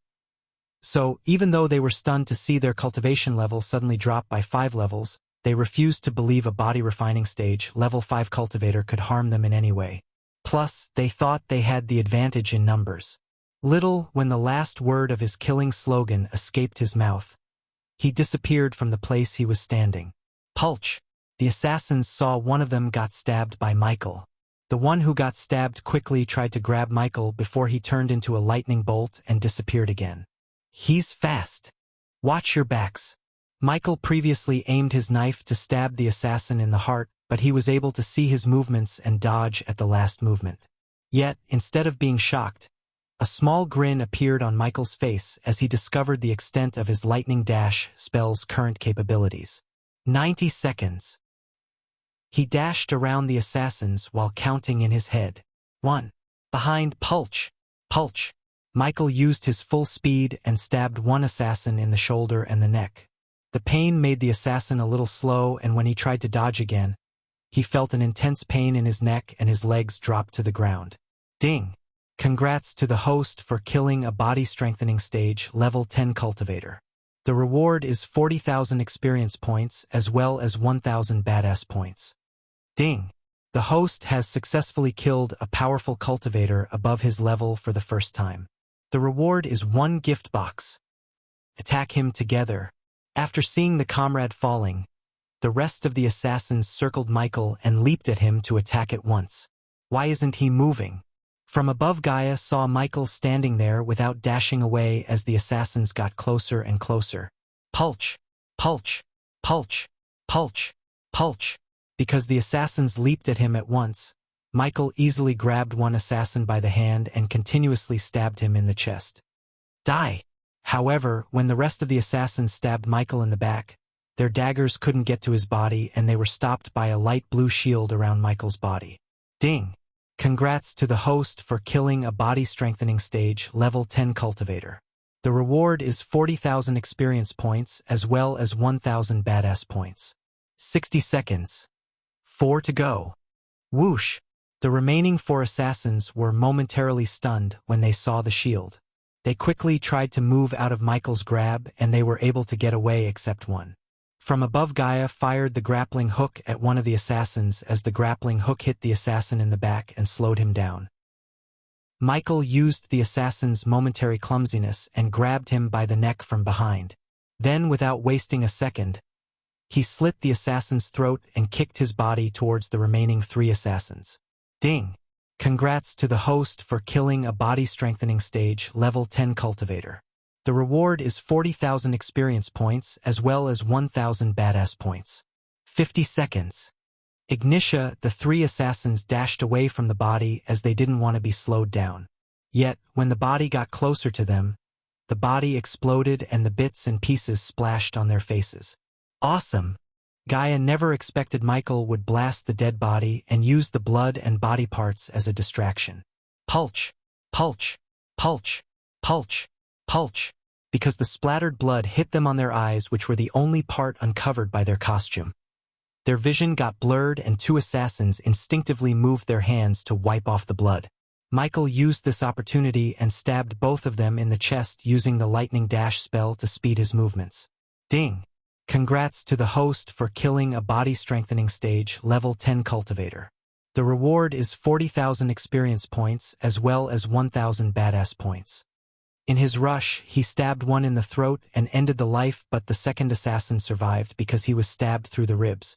Michael didn't stop his movements to end his life but turned his focus on the last assassin who remained without suffering any wounds. Pulch! Pulch!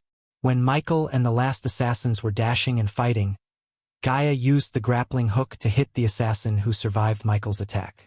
The grappling hook was not a weapon, and it was certainly not enough to kill him, but she kept firing it at the assassin's wound to keep him from escaping or conjuring a spell.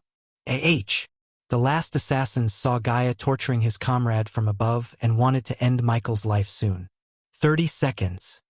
The last assassin proved troublesome as he was able to dodge and evade Michael's knife and lightning bolts. Die! The assassin's hands suddenly glowed and his dagger let out an unearthly humming sound. Ah, human!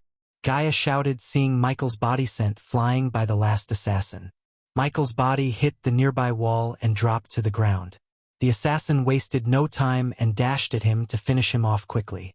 Cough! Cough! The assassin saw him struggling to get up and coughing. He thrust his dagger straight between Michael's eyes. Pulch! Just when his dagger was about to touch Michael's skin, he coughed up blood and experienced a sharp pain in his chest. He slowly looked down at his chest to see Michael's dagger sticking out of his chest. Pulch! Pulch! Pulch! You! When the assassins realized that Michael was faking his injury, it was too late as he coughed up more blood. Ding! Congrats to the host for killing a body-strengthening stage level 10 cultivator. The reward is 40,000 experience points as well as 1,000 badass points. I was just faking with you, Michael chuckled and withdrew his knife from the assassin's chest. These were the words the assassin heard before closing his eyes. 10 seconds. Where do you think you're going? Boom. When Michael turned around to deal with the last assassin, he saw Gaia land directly on his back. While Gaia was crushing the assassin with her knees, he activated the lightning dash and stabbed the assassin in the back, shoulders, legs, and arms. Michael kept stabbing him in the body, but he avoided going for the kill as he wanted to ask one last question. Considering the assassin lost most of his blood and suffered many wounds, he didn't worry about the devil's breath time limit. "You're dying, but I can still hurt you," he said and stabbed the assassin in the collarbone. "Who hired you?" "Kill me," the assassin stuttered. Gaia punched him in the face while Michael twisted his knife to inflict more pain. "Usually, I don't like torturing, but if you don't give me an answer, I will make you suffer." The pain he felt when Michael twisted his knife was unbearable, and the assassin blurted out the name in agony. Ja-Eni. "Thank you." Michael took his knife from the assassin's collarbone and stabbed him right between the eyes to end his suffering. Ding. Congrats to the host for killing a body-strengthening stage level 10 cultivator. The reward is 40,000 experience points as well as 1,000 badass points. Ding. Congratulations to the host for leveling up. The current level is the body-strengthening stage, level 6 host. Michael cultivation level. Body refining stage, level 6 experience points. 5,000/3000000 badass points. 15,000 skills and spells. Wind Blast, LVL2 Responsive Shield, LVL3 Environment Scanning, LVL2 Ignitia, LVL1 Lightning Dash, LVL1 Energy Devuver, LVL1 Occupation. Disciple of Sunrise Sect Status. Healthy Goals. Control the World Utility Function. Banker LVL2, Ratio 1,000 Gold Coins. 5 Badass Points. Wealth, 440,000 Gold Special. Trait, 5-star Alchemist Subordinates. Gaia, Loyalty Level 42%. Base of Operation. Sunrise Sect. The host has one gift remaining to open. Let me deal with the bodies first. Michael exited the system. He conjured a flame in his hand and saw his walls, carpet, and his sofas were painted in red with the assassin's blood. Fortunately, he knew a potion that would get rid of the bloodstains, but if he wants to get rid of the bodies, he had to get his hands dirty. "I'll go to the forests and bury the bodies. You stay here other than burying the bodies." He had another thing in his mind which he didn't want Gaia to know. "Aren't you going to inform the sect?" "No, they must not know what happened here. Until I return, don't let anyone." "Who would come at this time of the night?" "But if they do..." Yeah, I won't let anyone in." "Don't take too long. I can't sleep if the house reeks of blood." Gaia twitched her nose and pointed out the mess he made. "I know a way to clean all this blood, but first, I have to deal with the bodies." Chapter 63. Leaving Gaia back at his home, Michael rushed towards the thick forest near the sect premises. The forest was pitch black and filled with nothing but sounds of insects.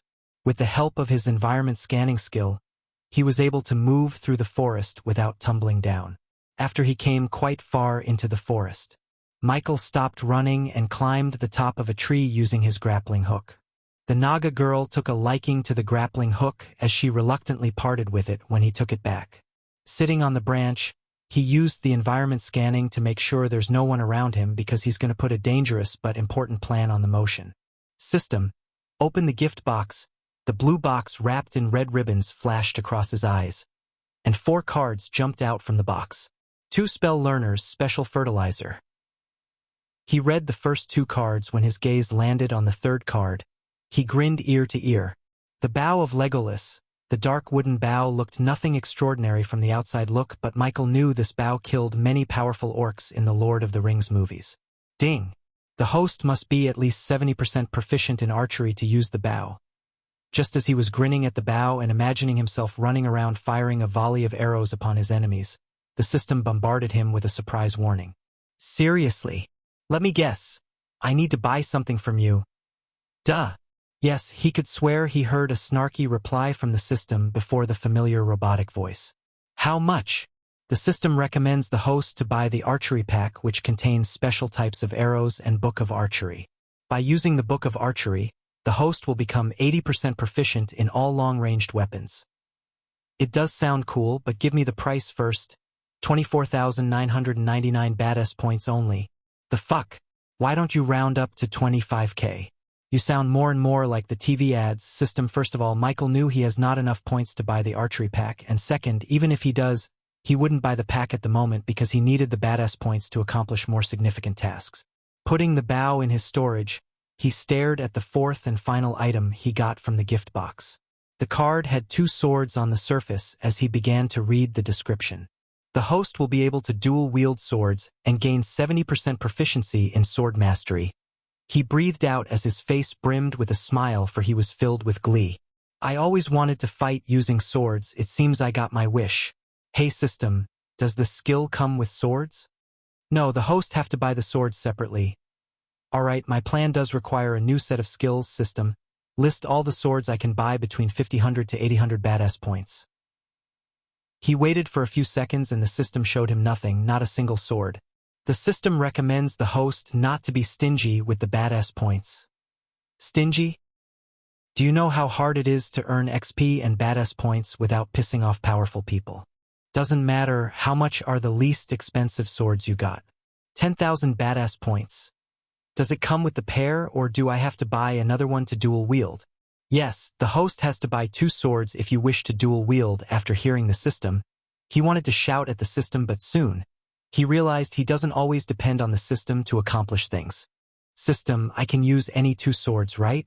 Yes, but the system recommends the host to buy swords from the store. And why is that? The items brought from the system store are unique and the host will not find them in the world. Plus, the items in the store are superior in quality. I know system, but I have already taken a loan.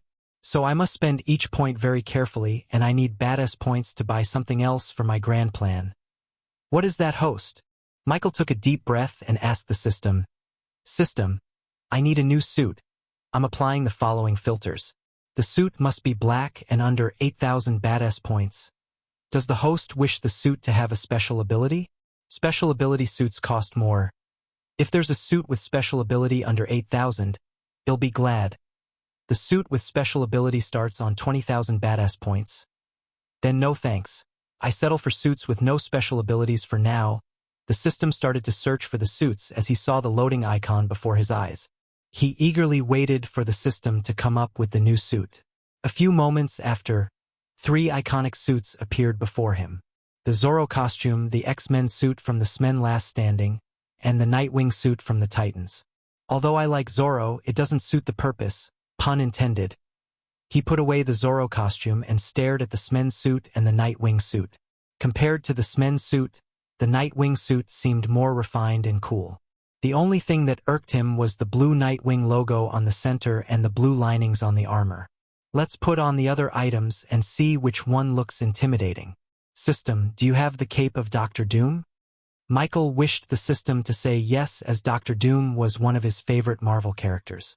He always wanted to dress as Dr. Doom and go trick or treat like normal kids when he was little, but until he reached this world, he didn't have much chance to enjoy his life to the fullest.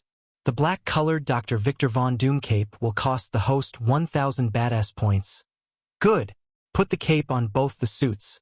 I need to preview before finalizing my purchase. He couldn't hold his excitement. The system luckily cost him nothing to put the cape on the suits, therefore, he was able to design what kind of suit he needs without worry about the badass points. With Dr. Doom's cape and hood, the Nightwing suit looked way better than the X-Men suit.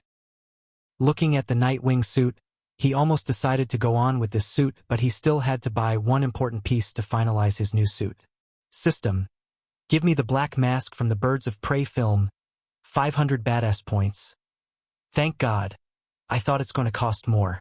System, show me how I would look in both suits. In a flash of time, 2 naked bodies appeared before him, and then the system put the X-Men suit and the Nightwing suit on him.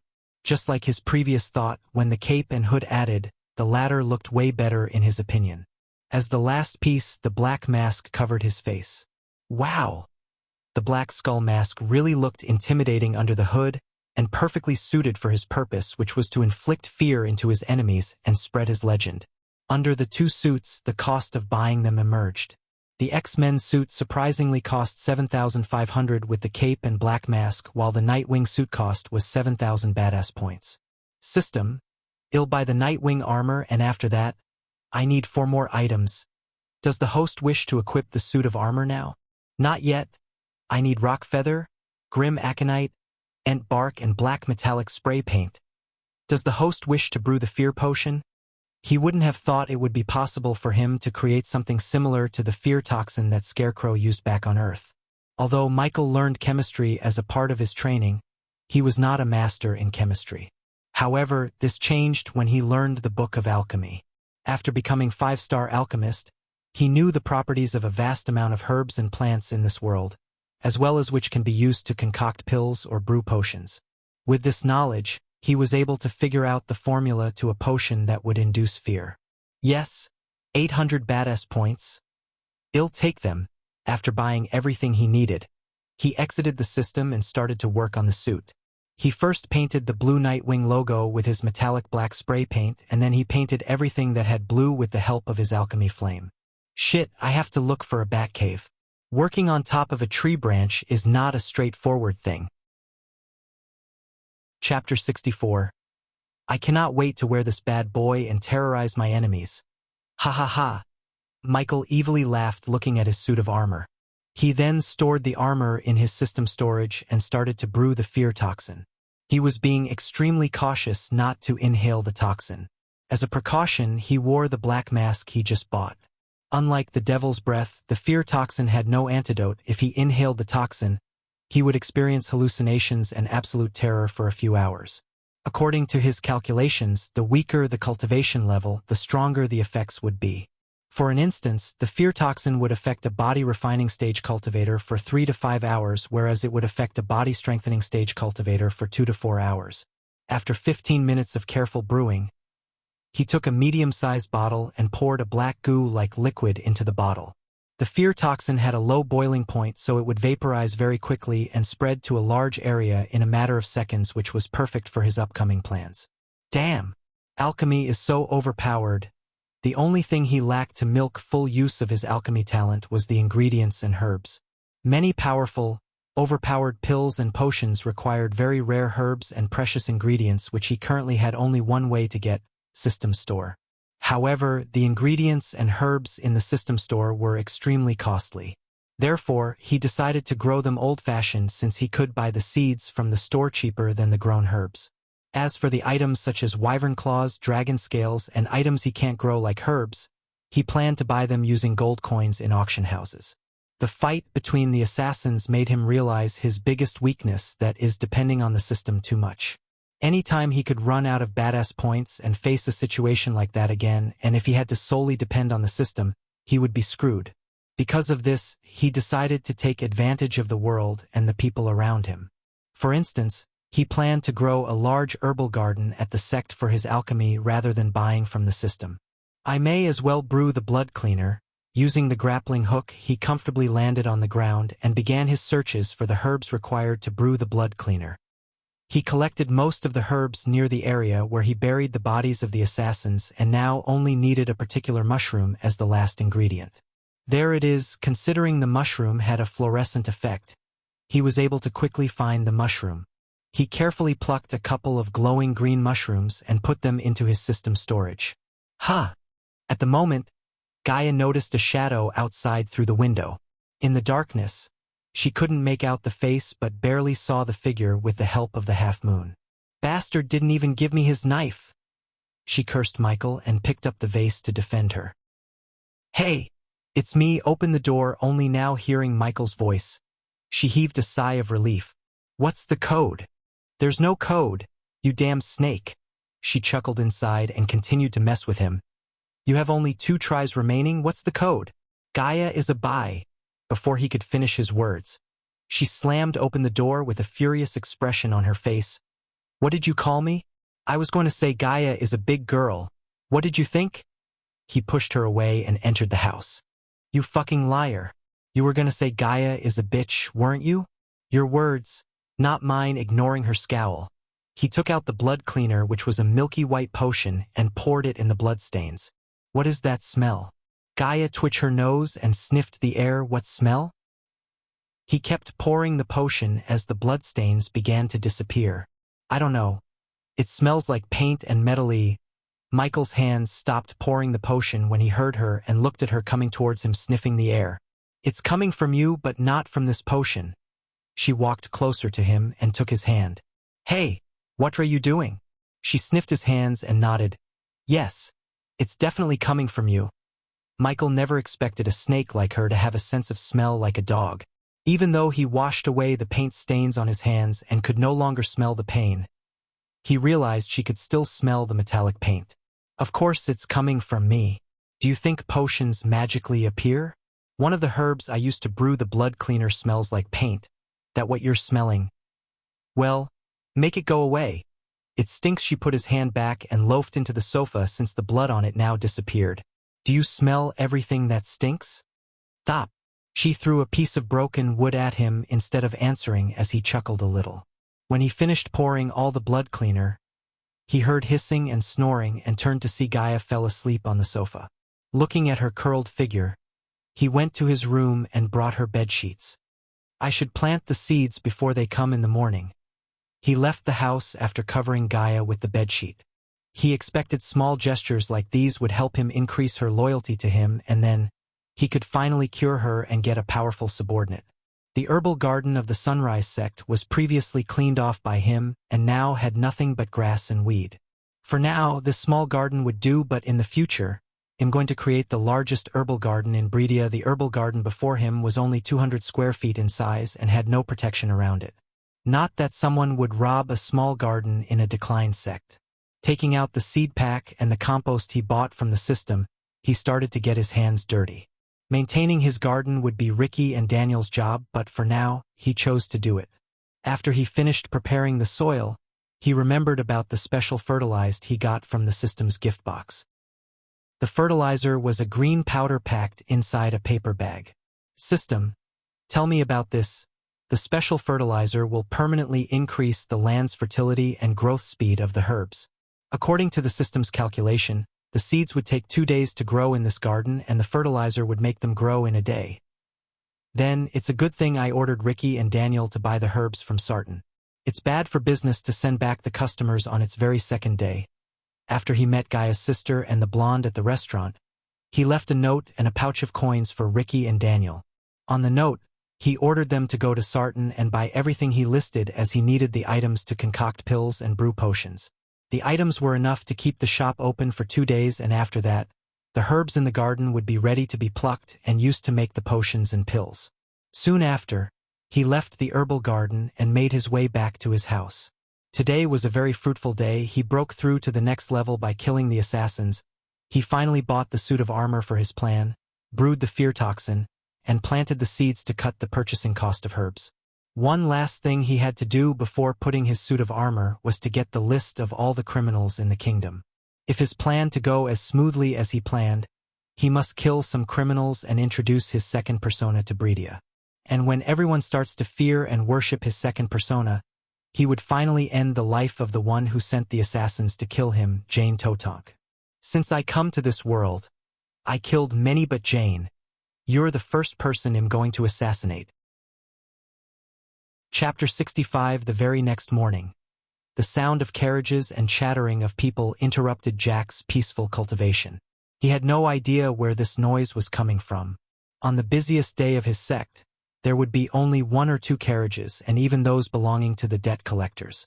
Yet now he heard continuous commotion and noise of carriages. He could no longer concentrate on cultivation. He opened his eyes and walked outside to check what's happening. What the hell? When he stepped out of his tiny room, he was welcomed by the sight of a huge number of people walking towards their sect. Particularly, they head directly towards the place where Ghost was staying. Who are all these people and why are they coming here? Brother Jack, do you know what's going on?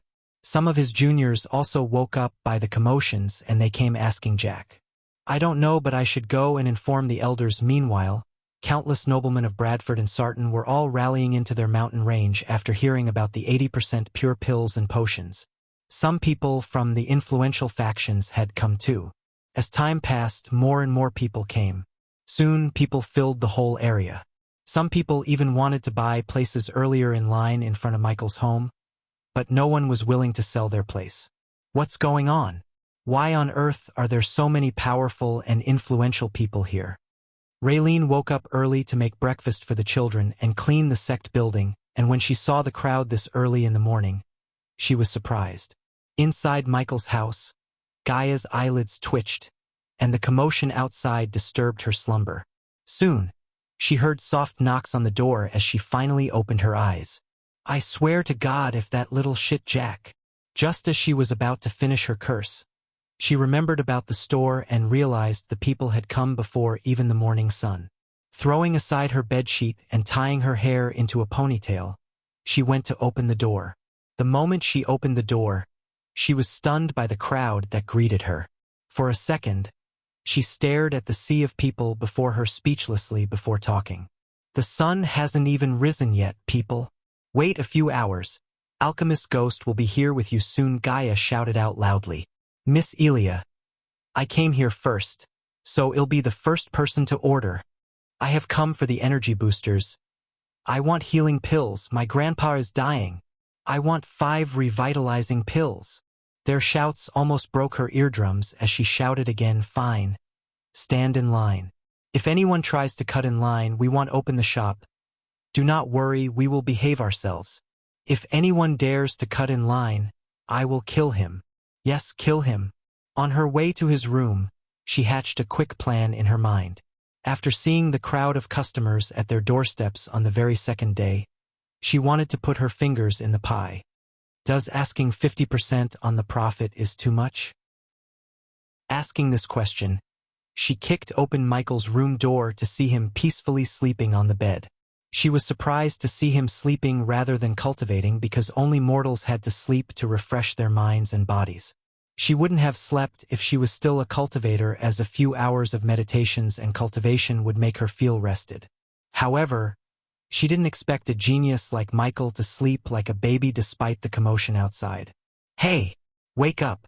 She came beside his bed and dragged the quilt away like an angry mother waking up her kid. Go away. He didn't let go of his quilt. Like many school students and workers, he failed to fight the 10 times the gravitational effect of the bed in the early morning. If he was on Earth, he had to use every minute and second honing his skills because people on Earth would age and become sloppy at what they do with age. However, he was not on the Earth anymore. He was in a world where he could use the system to become an immortal, therefore, he wanted to enjoy little things such as morning sleep more. He didn't plan to go from place to place often, piss off powerful people and fight all the time. He intended to enjoy this life to the fullest and experience every earthly pleasure he could. However, his earthly pleasure was being currently interrupted by this princess. Don't make me pour water down on you, ghost, because I will do it. Give me a kiss and I will wake up. He reached out his hands as his eyes were still shut. Sure thing. Come closer instead of being angry. She sounded sweet and moved closer. He could feel the hot breath coming from her and a tint of jasmine. Although he knew she's not going to kiss him, he curiously moved closer and closer to see what she's planning. Ah! His curiosity soon answered as she took a bite out of his left ear. That's what you get for a kiss, you damn bastard. Now wake the fuck up, ghost, we have rich goats to milk. Finally, the thought of getting richer made him jump out of his bed. Master Ghost! As Michael and Gaia were standing in the room, Daniel and Ricky came running, but when they saw Gaia, both of them halted their steps. Oh, forgive us. Master Ghost. Ricky blushed and bowed, asking forgiveness as he thought Gaia and Michael were busy on the bed. Why the fuck are you blushing? Gaia shouted at Ricky, and when he opened his mouth, she yelled again, No, I don't even want to know. If I did, I would beat the shit out of you. Come, we have a business to open. She took both Ricky and Daniel to set up her executive chair that she recently fell in love with in her workplace. Ghost, go get ready. Daniel, wait, I have another job for you. Make it fast, Gaia said and walked away, leaving Daniel behind. Daniel, I want you to go and get the list of all criminals or anyone we shouldn't sell our products from the guild or anywhere you can. A while ago, he saw bounty posters on the Adventurer Guild notice board. Considering he needed to be here, he decided to ask Daniel to get the posters.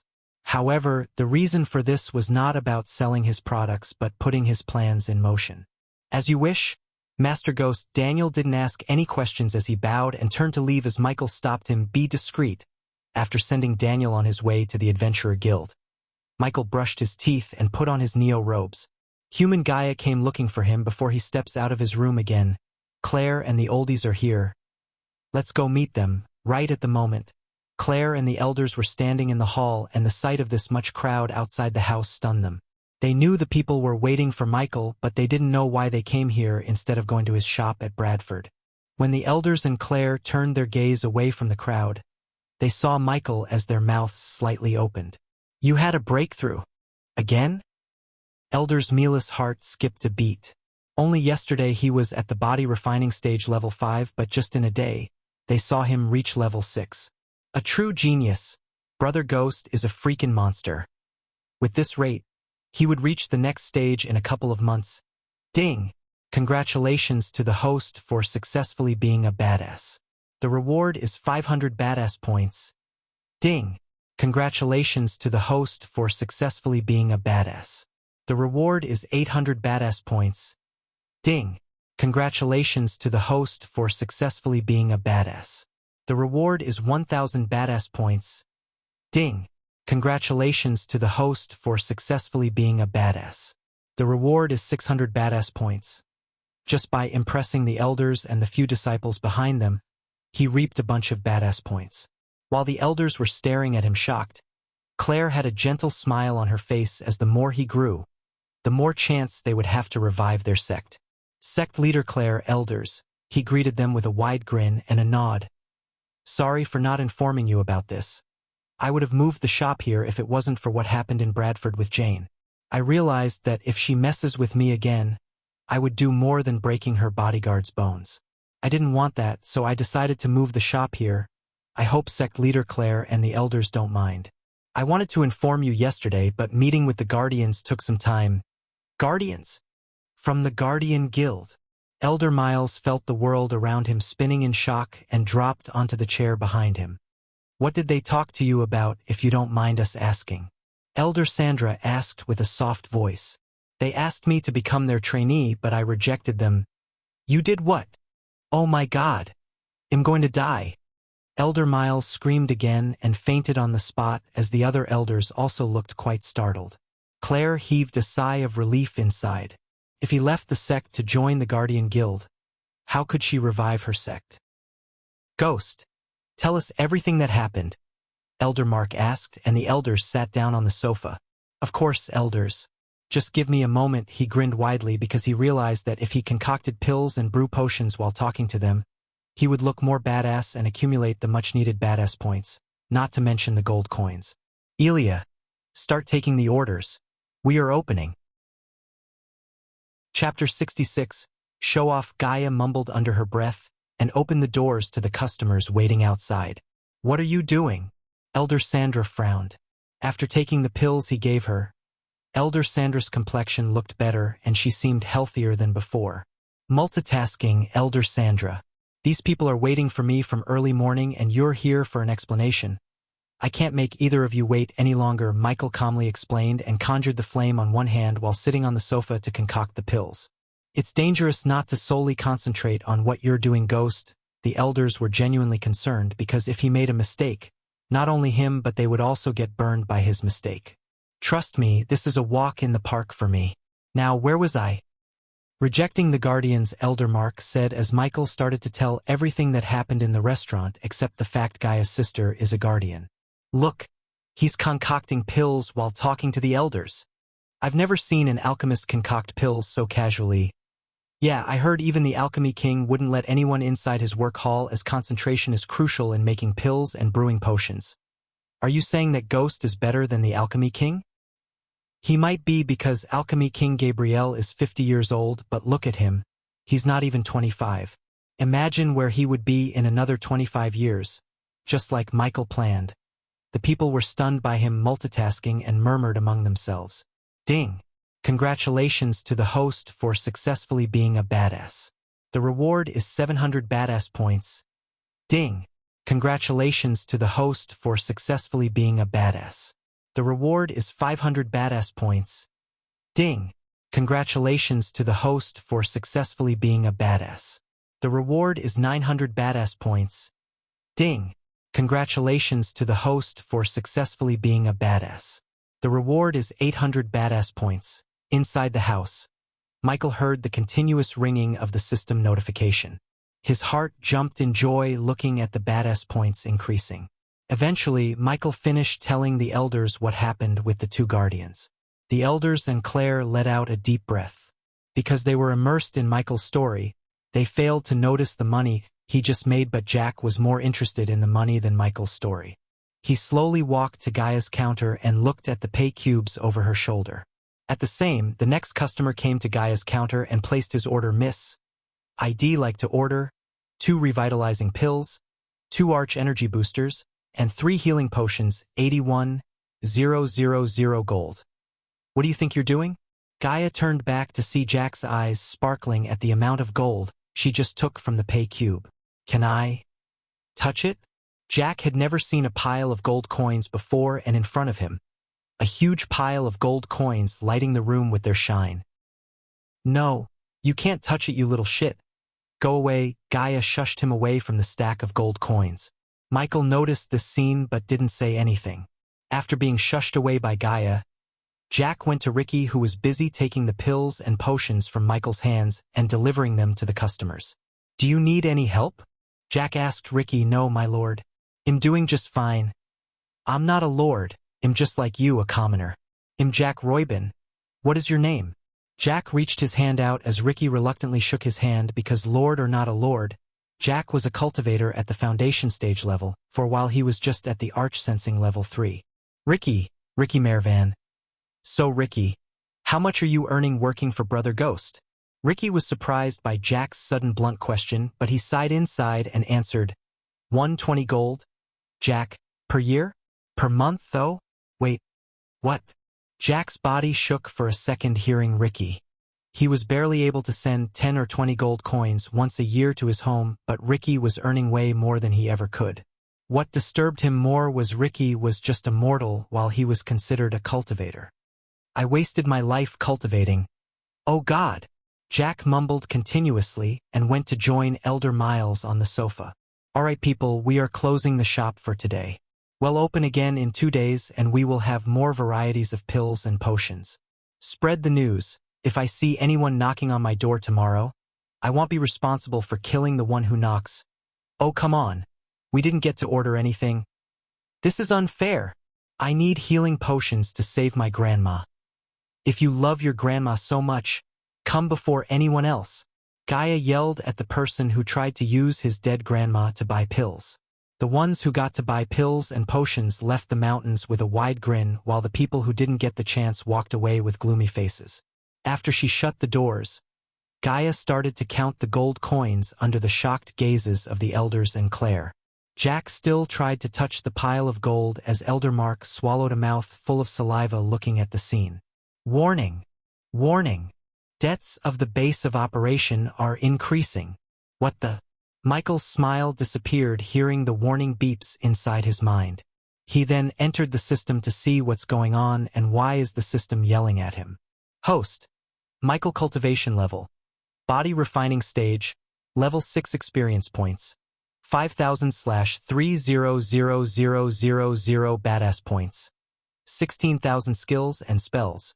Wind Blast, LVL2 Responsive Shield, LVL3 Environment Scanning, LVL2 Ignitia, LVL1 Lightning Dash, LVL1 Energy Devuver, LVL1 Occupation. Disciple of Sunrise Sex Status. Healthy Goals. Control the World Utility Function. Banker, LVL2, Ratio 1,000 Gold Coins, 5 Badass Points. Wealth, 440,000 Gold Special Trait, 5-star Alchemist Subordinates. Gaia, Loyalty Level 47%. Base of Operation. Sunrise Sect. Seriously? You're giving me warnings about base of operations and showing me my stats. Open the base of operations. Base of operation. The Sunrise Sect current leader, Claire Marigold level. 1 debt, 3,057,543 gold coins. Number of members, 34 status. Declined legend, 20/1000, crappy old sect where a 5-star alchemist resides. What the fuck is that debt amount? Is there a bug or something in you system? Nope. Then how the hell did the amount of debt go from 450,000 to 3 million? The host should ask the sect leader.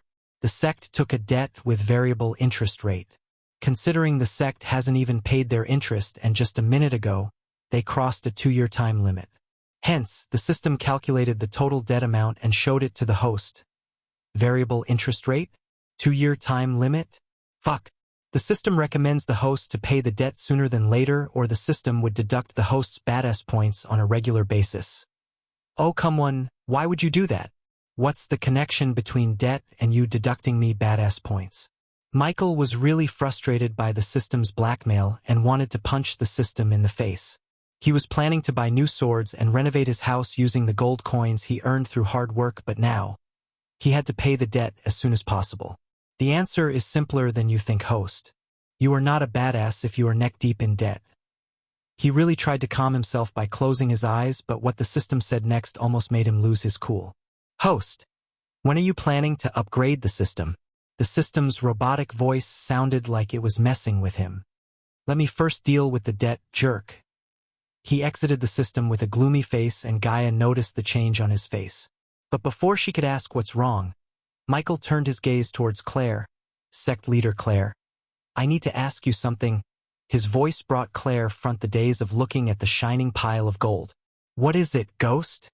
How much debt are we in? The question surprised the elders and Claire. His face didn't have his usual smile as he looked quite serious. Why are you asking that?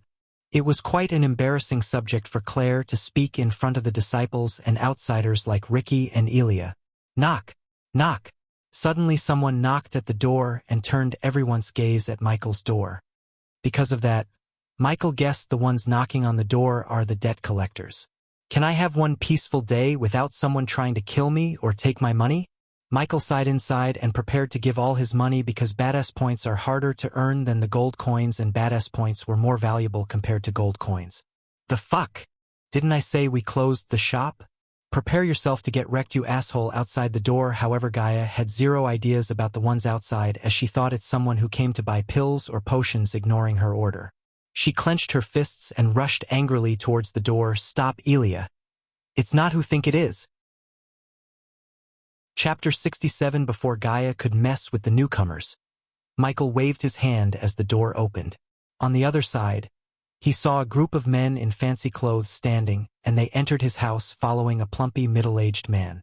Looking at the man's big belly, a wicked smile, and bald head, Michael recognized this man as the loan shark of this world. Back on Earth, he met his fair share of loan sharks.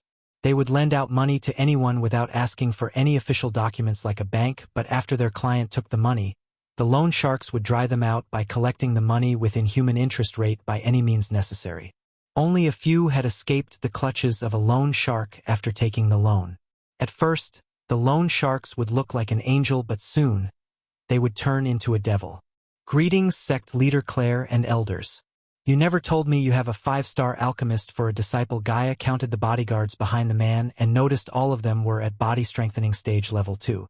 Although Gaia was haughty, she knew when to back off. Therefore, she quietly walked back and stood behind Michael. Without even asking Michael's permission, the fat man kept walking around his home and touched the things like he was prizing them. As usual, the bodyguards scanned every female in the room without hiding the lust in their eyes. Michael didn't get angry at them for this because, in their line of work, they would have taken many girls as payment from their clients. Besides, there was no harm done in the bodyguards checking out the girls. Sweat drops appeared on Claire's face and her rosy cheeks turned pale. You basically have a cash cow in your backyard. Ew. The man licked his lips, staring at Michael, and it grossed Gaia. Then the man came in front of Michael and the elders. The bodyguards dragged Michael's sofa and placed it behind the old man to rest his bottom.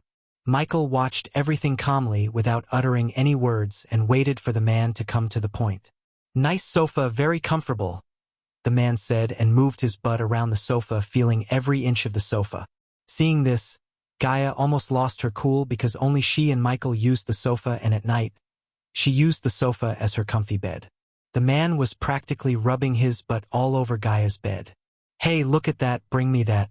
It looks comfier." The man's eyes lit when he saw Gaia's back executive chair and ordered his guards to bring it over to him like he owned the chair.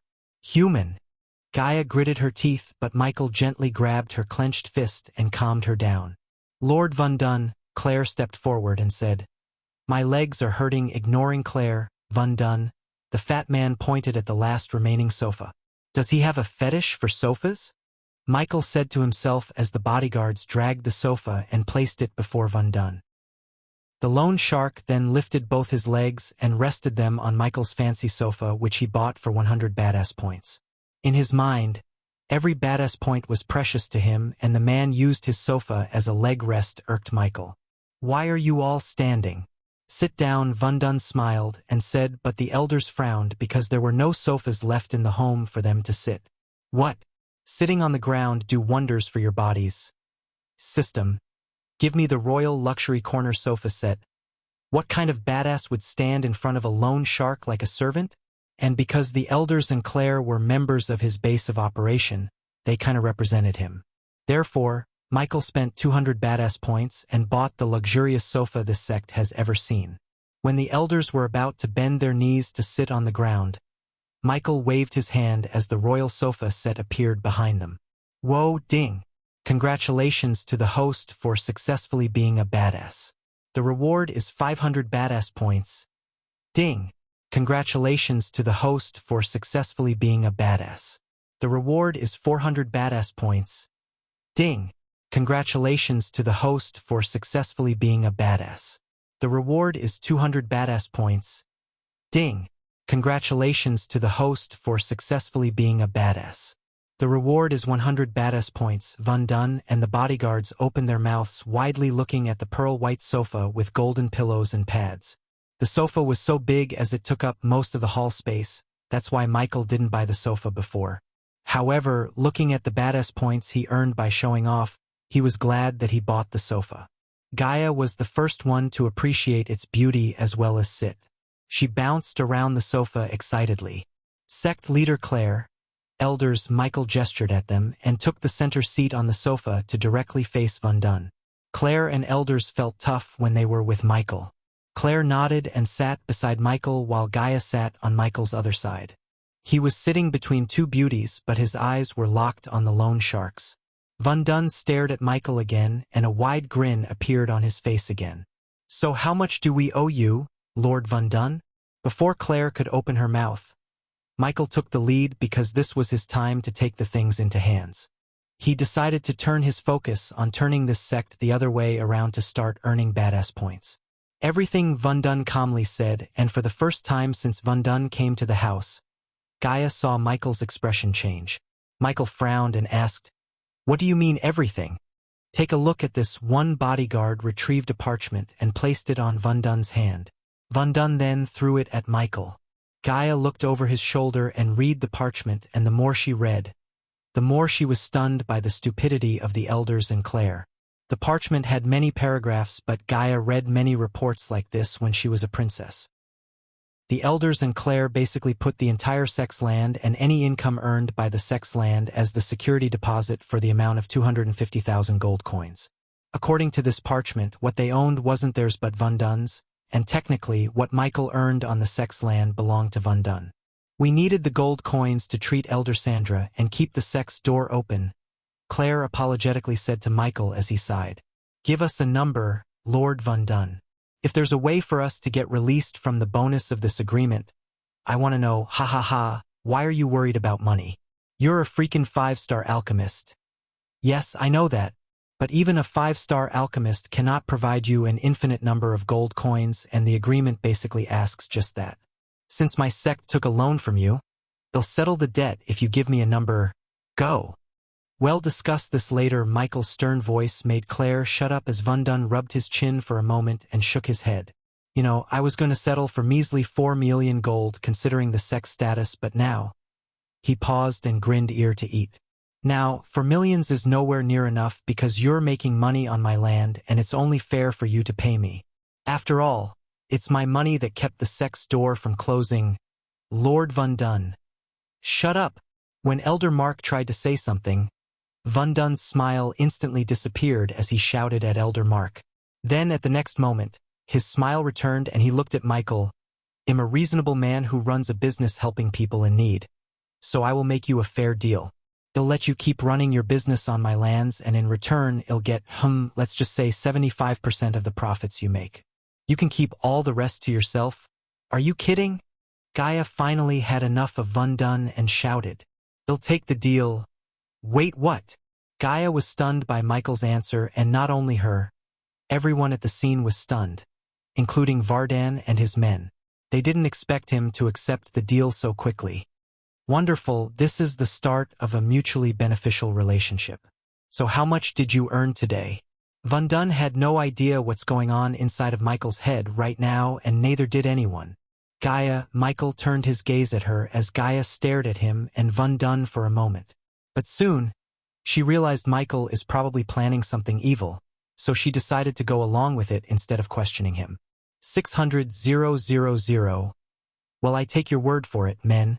Take only 450,000. And Ghost, I'm trusting you here. Don't break my trust by doing something like reporting to the Baron or leaving the sect. Of course, I can't stop you from either of those, but accidents happen. You know, it was a plain threat masked by Van Dun's fake smile. Yet, even after being threatened, Michael didn't lose his cool but smiled. Why would I do that, Lord Van Dun? If I'm right, you must have researched about me before coming here. And I'm sure you know, Baron's family and I are not best pals. I like you, Ghost. Let's just keep it that way. Van Dun smiled again and stood up to leave after the men took most of Michael's hard-earned gold coins. Let's shake hands for our new deal. Lord Vardan. Michael stepped forward and reached his hand out. Van Dun was surprised by this gesture. Van Dun was not a fool. He knew very well that he blackmailed and threatened the youngster before him. Van Dun couldn't figure out why he looked so calm despite his threats and blackmails. Prodigies like him are known to have a quick temper and pride, as they wouldn't like to be threatened, but this youngster before him seemed not to be a typical prodigy. However, it didn't matter what he thought. As far as Van Dun knew, Ghost had no known major power backing in Bredia, and even if he did, they can't touch Van Dun and his company because they had no headquarters or places, as Van Dun's company traveled around the continent to avoid being located by their enemies. Therefore, even if Ghost had someone behind him, they wouldn't be able to locate Van Dun and his men to attack, and if they try, Van Dun would burn this place to the ground when no one is expecting. Why not? Van Dun smiled and shook Michael's hands before leaving the house.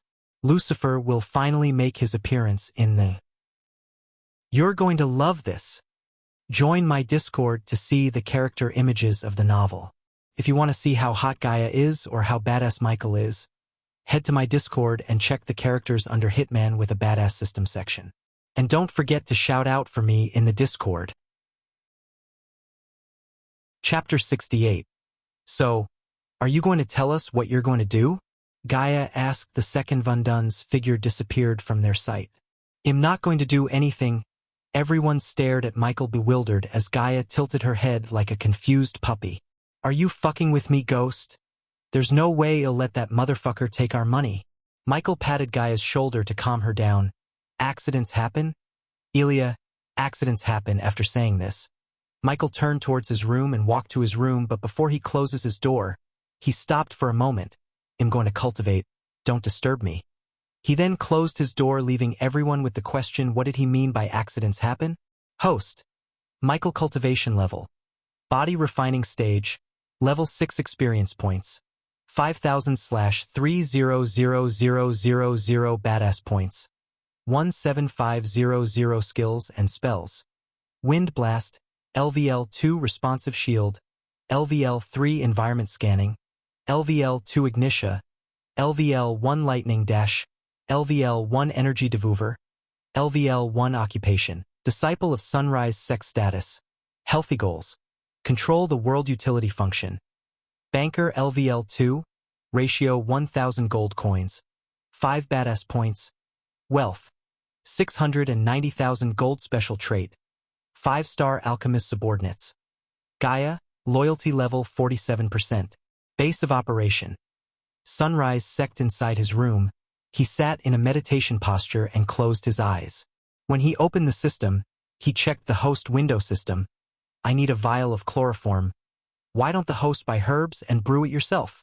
The system sounder angry as Michael realized the system is still holding a grudge for not buying the devil's breath from the store. He didn't know whether to laugh or yell at the system for throwing a tantrum. Oh, don't be like that, system. This time I'll buy the chloroform from you. 200 badass points. Take it right after. A vial with colorless liquid appeared in his hand. Is that bastard really cultivating?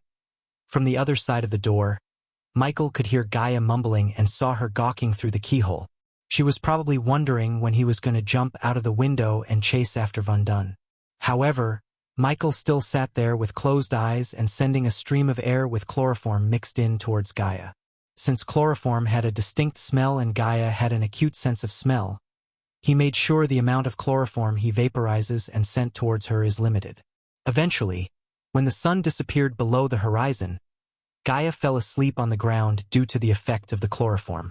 Sorry, Snakey. This is something I have to do alone. When he was about to stand up and jump out of the window, the system stopped him. Does the host plan to put on your new suit of armor and kill Van Dun? As a matter of fact, I am. Then you should do one last thing, host. Amidst Fark Woods far away from the Sunrise sect, a small party of men was navigating through the path not by sight yet by their memory. Around them, the dark woods stand as noble black knights, fresh from the fields of legend. Although the sound of heavy downpour reverberated the forest, the thick canopy prevented the rain from bestowing its full wrath on the group. Despite the rain and the darkness, the group kept moving through the woods. Lord Van Dun, do you really think that kid has no backing? Without major power behind him, how the hell did he reach the 5-star level? It was Van Dun's group. They would always use the jungle and thick forest as their preferred route instead of roads. That way, no one could follow them and guess where they were going.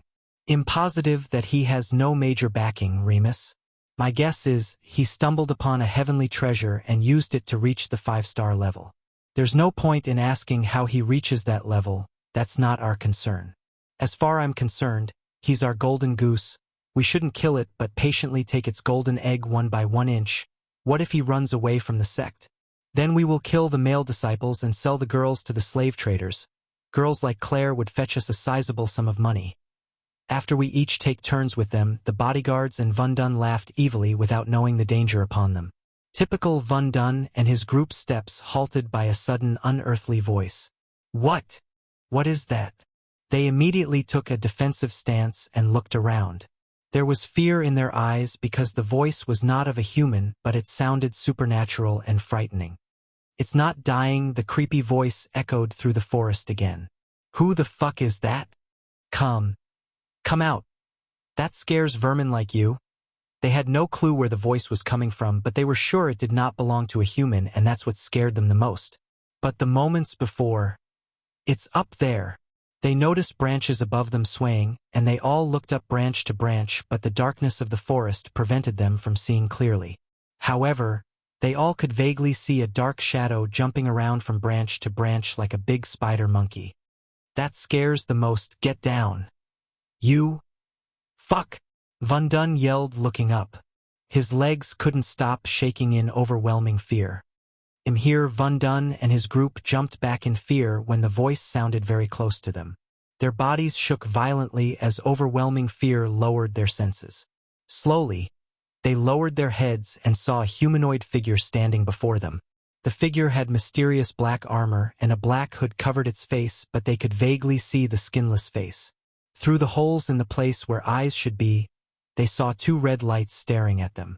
They felt like their very souls were looked at. Who? What? Are you? None of them couldn't sense its cultivation level. Van Dun and the bodyguards agitated when they saw the figure raising its hands at them.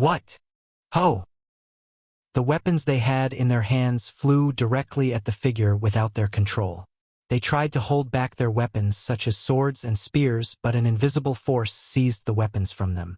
The weapons landed on the figure's feet as it slowly stepped towards them. 6.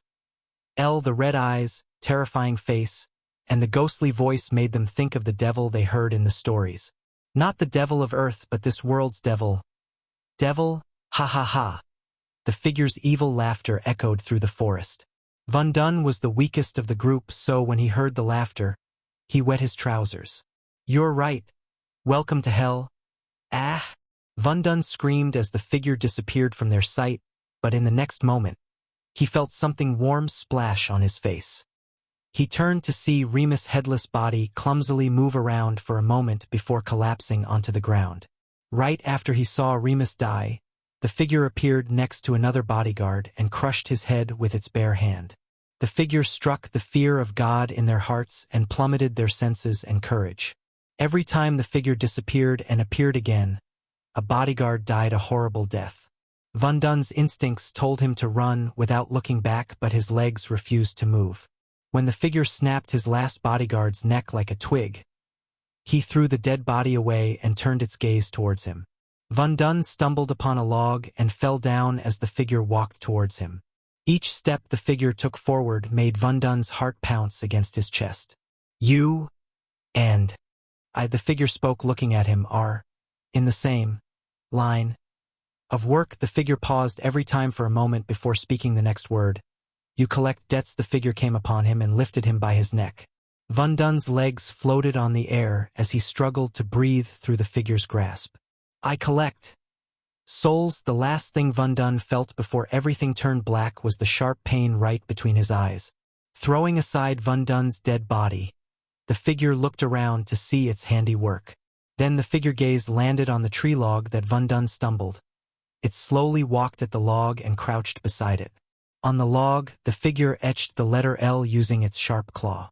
At this exact moment, coincidentally, a bolt of lightning struck the nearby, and following the lightning, a loud thunderclap echoed through the forest.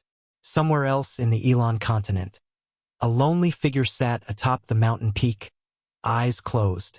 The onshore breezes climbed the mountain slopes until the air became cool enough to condense its vapor to rain and showered the mountain peak and the figure. The man's golden hair fluttered in the icy breeze, and his face was a symbolization of peace and serenity. He seemed calm as a peaceful river. Yet, his peaceful face suddenly showed an expression of concern as he abruptly opened his eyes. An evil has born. Chapter 69 System Version 2. 0 Host. Michael Cultivation Level. Body Refining Stage. Level 6 Experience Points. 95,000/200,000 Badass Points. 6,500 Skills and Spells. Wind Blast. LVL-2 Responsive Shield. LVL-3 Environment Scanning. LVL-2 Ignitia. LVL-1 Lightning Dash. LVL-1 Energy Devuver. LVL-1 Death Range. LVL-1 Occupation. Disciple of Sunrise Sect Status. Healthy Goals. Control the World Utility Function. Banker LVL-2. Ratio 1,000 Gold Coins. 5 Badass Points.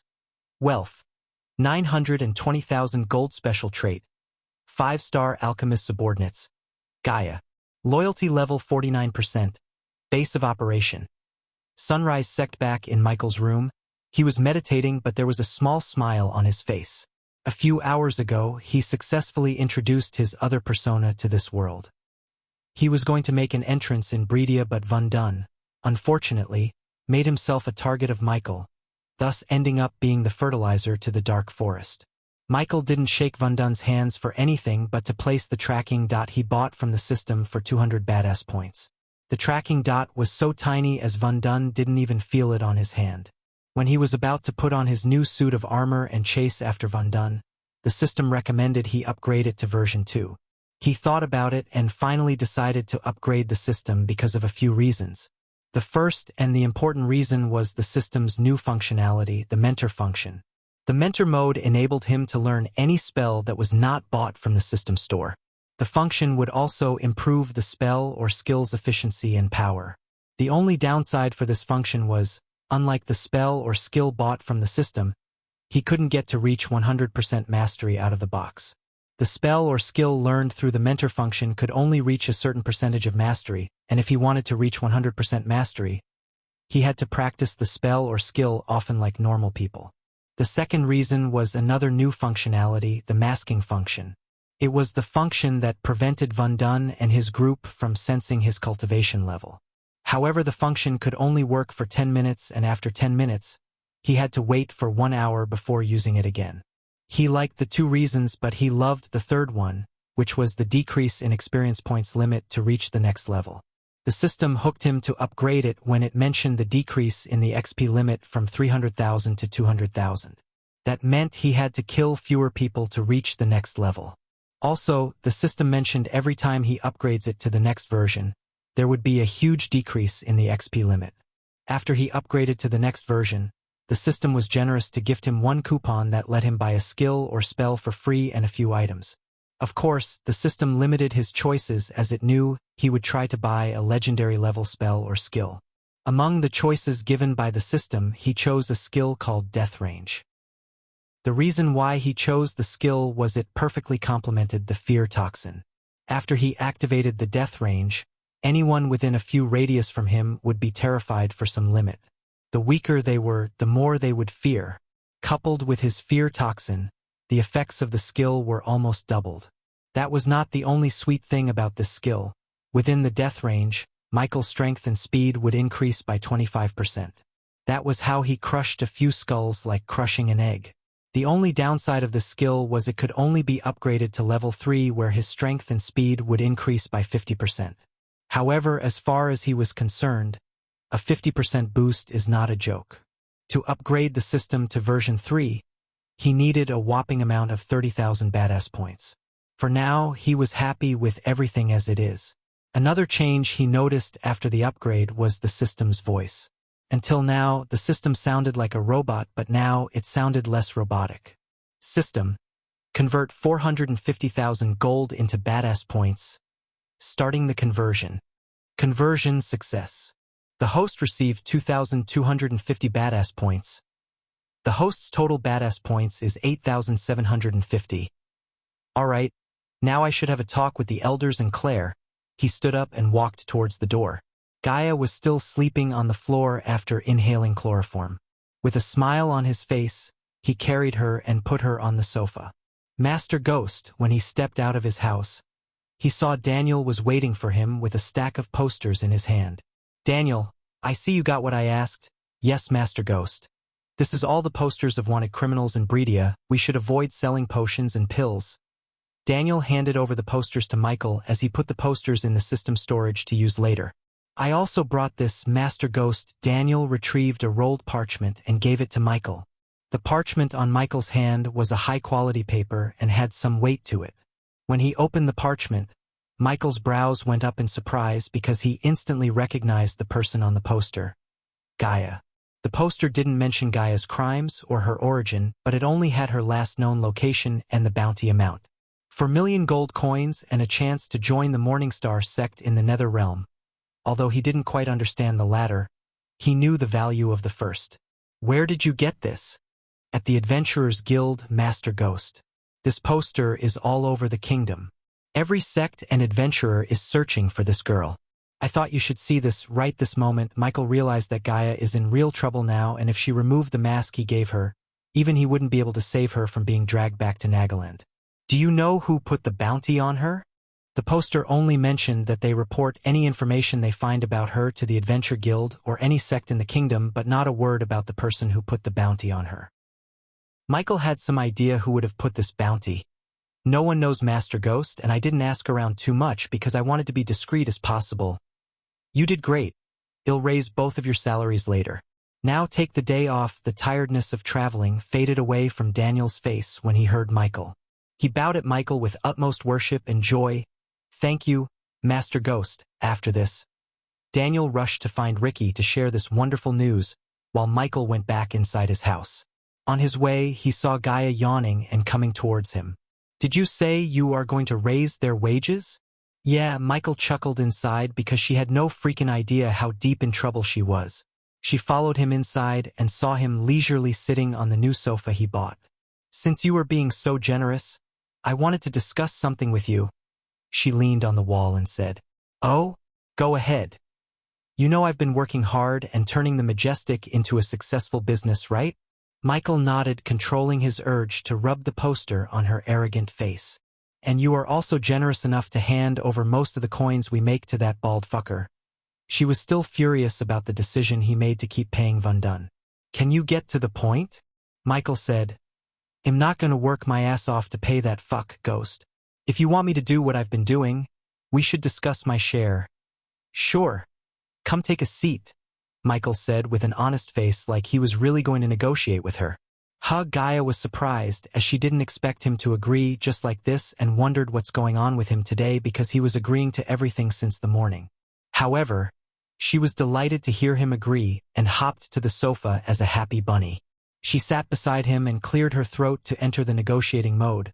"Although you are somewhat good at being an alchemist, I'm the one who does all the heavy lifting such as crowd controlling, taking the payments, customer relationship, maintaining a public relation, etc., etc.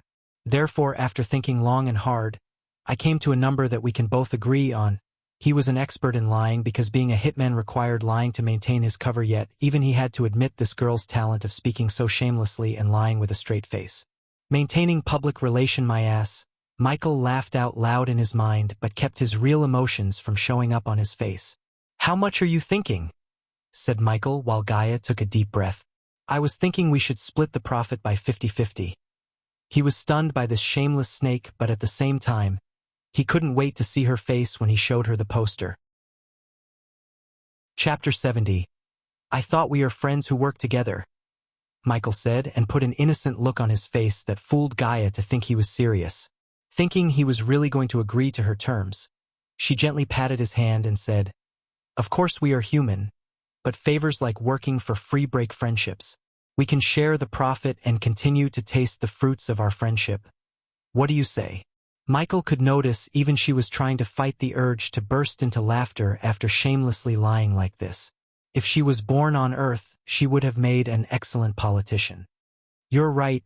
Friends should not continue to work for free and we shouldn't owe each other anything. Am I right?" Michael asked as Gaia nodded with a grin. "I will give you 50% of the profit." "Really? You will?" She almost screamed out loud in surprise, but she quickly regained her composure and asked. Her face brightened and she wanted to dance around in joy. "So when are you going to give the 5 million gold you owe me?" The smile froze on Gaia's face. She knitted her brows in confusion. "What 5 million? What tray you talking about?"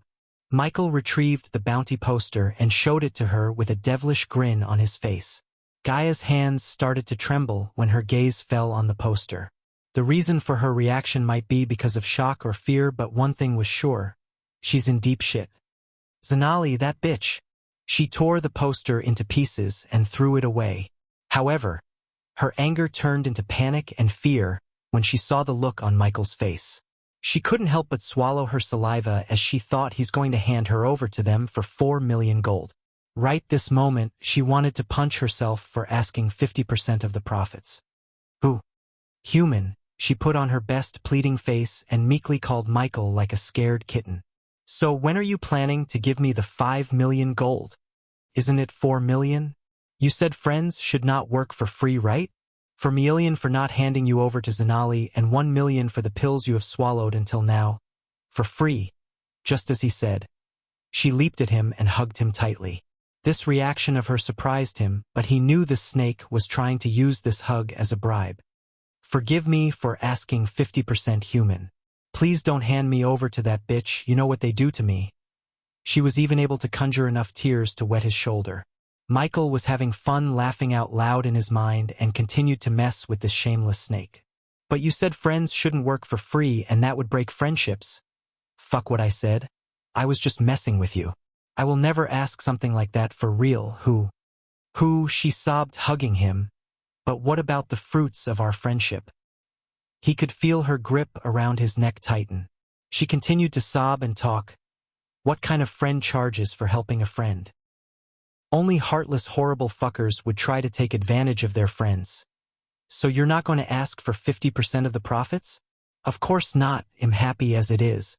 Just don't hand me over to them, he chuckled and hugged her back. If the snake was using this hug to her advantage, he also deserved to enjoy this hug. All right then, I won't hand you over to Zanali. But remember, you're in deep shit. Poster like this is all over Breedia and every adventurer and wannabe disciple is searching for you. She tried to wiggle herself out of the hug, but he didn't let her.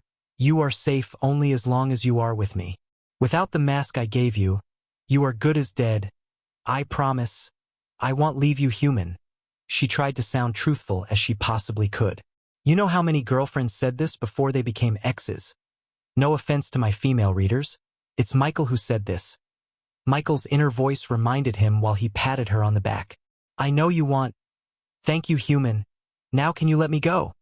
She tried her best to wiggle herself out, but how could a mortal like her overpower someone like Michael? It feels good, doesn't it? Let me hug you for a little longer.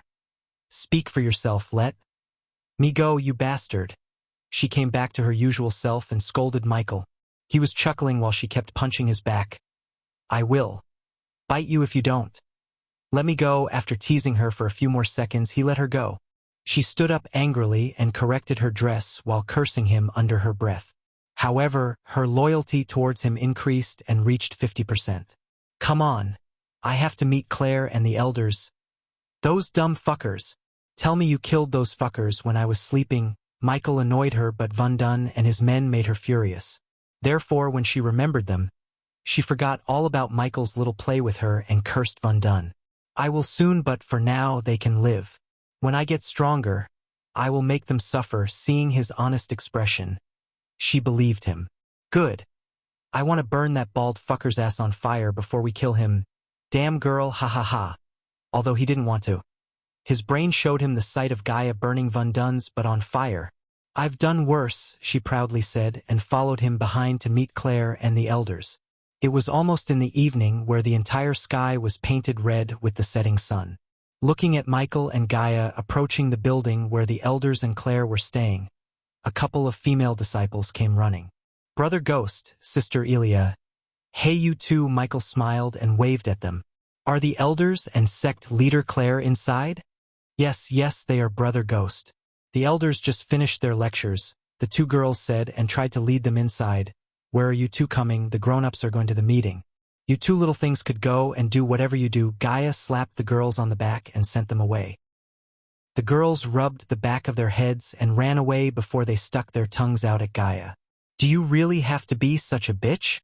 What can I say? I love bossing around.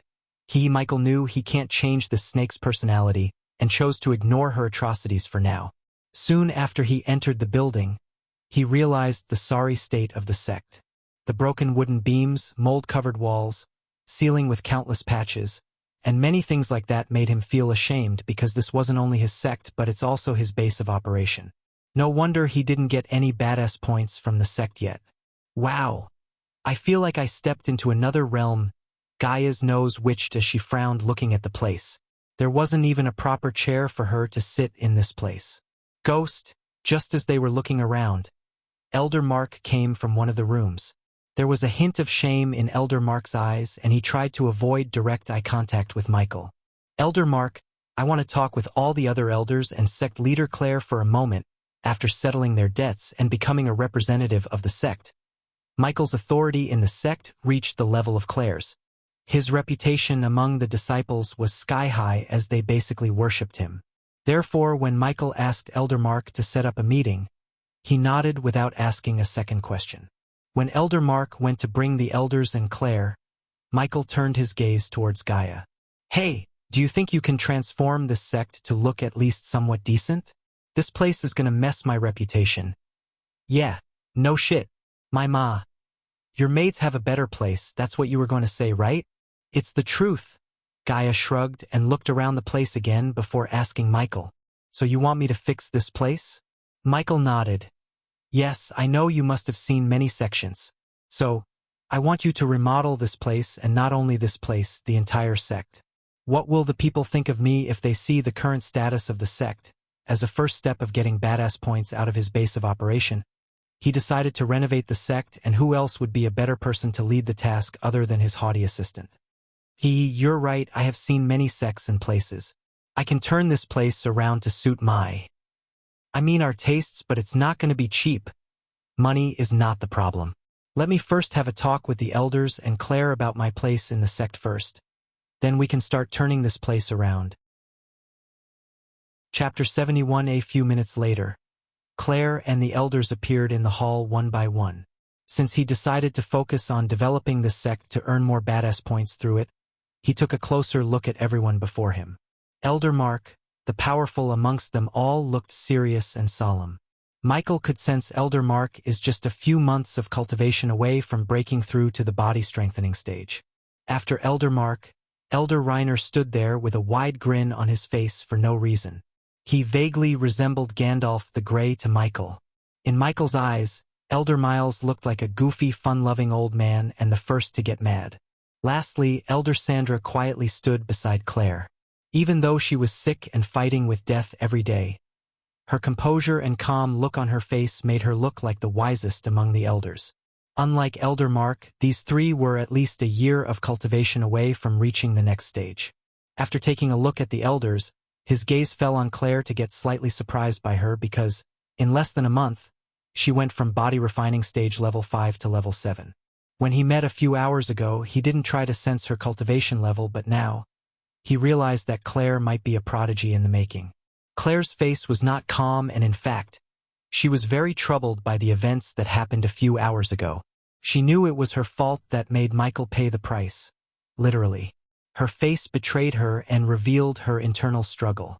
Sect leader Claire, elders, the reason I called you everyone here is to speak about the future of the sect. You aren't leaving the sect, are you? Elder Miles jumped the gun and asked him before Michael could finish his sentence. Hearing Elder Miles, Michael shook his head and smiled. Of course not, Elder Miles, on the contrary, I'm here to talk about my position in the sect. Yes, we were just talking about that ghost. It's not fair for you to remain as an outer disciple anymore. So we decided to make you the one and only core disciple of the sect. Leaning on the wall, Gaia snickered. Usually in sects like the three big sects, a body refining stage cultivator would never get promoted to a core disciple position no matter how talented they are. Only after a disciple reaches the core formation level, they would get promoted to core disciple status. However, the Sunrise sect made Ghost a core disciple before he even reached the body strengthening stage. Looking at Elder Reiner's grin grew wide. Michael realized this was his idea. Elder Mark, I'm honored to be the core disciple, but I don't want just to be a core disciple. I want all of you to form a new position. Gaia's face lit, realizing Ghost is weaving some kind of plan to take over this sect. She liked stuff like hostile takeovers. The elders were visibly troubled when they heard him, but before anyone could raise a question at Michael, Claire opened her mouth. After all you've done for us, we are grateful to you, Ghost. So I would grant anything that's within my power, if making him the sect leader would help her sect enter the golden days. She was ready to do just that. A position called Guardian Sect Leader. Claire. For the outside world, it'll be a core disciple, but in secret, it'll be the Guardian. Before any of you ask, I won't put my nose into any day-to-day decision-making. Sect leader Claire is a great leader, and I have no intention to share the leader chair. I only wish to partake in important stuff. Like an ancestor? Elder Miles quickly asked him. When a current leader of the sect or a family decided to enter the lonely mountain or secluded cultivation, they would become an ancestor of that sect or family. All the decision-making and control of the place would go to the next head. An ancestor would only make an appearance if the sect or the family in a catastrophic disaster or to take part in the utmost important ceremonies. Not exactly, but something like that. As a guardian, it'll be around and look after the sect now and forever, so the Sunrise sect will never decline again. From now on, our sect would only move towards glory. It'll make sure of that. Sect leader, elders, are you with me on this, sect leader? Hell yeah, kid, let's do it. I'm so sick of being an elder of a declined sect. Before I die, I want to feel how it feels to be an elder of a prestigious sect. Elder Reiner laughed happily and gave his heartfelt support to Michael. I'm with Elder Reiner on this 1-inch. Elder Miles knew the potential of the youngster before them. Normally, he and Elder Reiner rarely agreed on something, but he knew that sticking with a heaven-blessed prodigy and a 5-star alchemist would never go wrong unless Michael gets killed by someone. Elder Sandra, you are the head of the elders. What's your decision on this? Instead of agreeing to Michael's request like Letter Reiner and Miles, Elder Mark turned to ask Elder Sandra. Gaia saw the old woman scanning everyone from top to bottom before landing her gaze at Claire. Sect leader Claire, I think you should be the person to have the final say on this. After all, you are the sect leader. Michael didn't worry about Claire because he knew Claire would agree to this. After this meeting, he quite liked Elder Reiner and Miles. Her beautiful blue eyes slowly blinked as she stared at Michael without saying a word. Then, she took a deep breath. If making Ghost a guardian would set our sect on the path to glory, then that's what I must do. As the current sect leader, I name you Ghost as the core disciple and the guardian of the Sunrise sect. A golden ray emerged from her hand and showered Michael before it vanished. Ding! Congratulations for the host to become the core disciple. Ding! Congratulations for the host to become the Guardian System version 2. 0 host. Michael cultivation level. Body refining stage. Level 6 experience points. 95,000/20000 badass points. 8750 skills and spells. Wind Blast, LVL2 responsive shield, LVL3 environment scanning, LVL2 ignitia, LVL1 lightning dash, LVL1 energy devolver, LVL1 death range, LVL1 occupation. Core disciple of Sunrise sect, the guardian of Sunrise sect status. Healthy goals. Control the world utility function. Banker LVL2, ratio 1,000 gold coins. 5 badass points. Wealth, 470,000 gold special trait. 5-star alchemist subordinates. Gaia loyalty level 50%. Base of operation. Sunrise sect, now as a guardian. It'll clear all the debts of our sect in the coming weeks. But Ghost Claire still seemed reluctant to put all the debt on his head. No need to worry, sect leader. What's mine is yours, and what's yours is mine. Stop hesitating and worrying, sect leader. You should be strong and tough. I got your back. When Michael finished his words, he could see Claire standing there, staring at him blankly. She then nodded with a gentle smile. I will try to be the leader everyone expects me to be.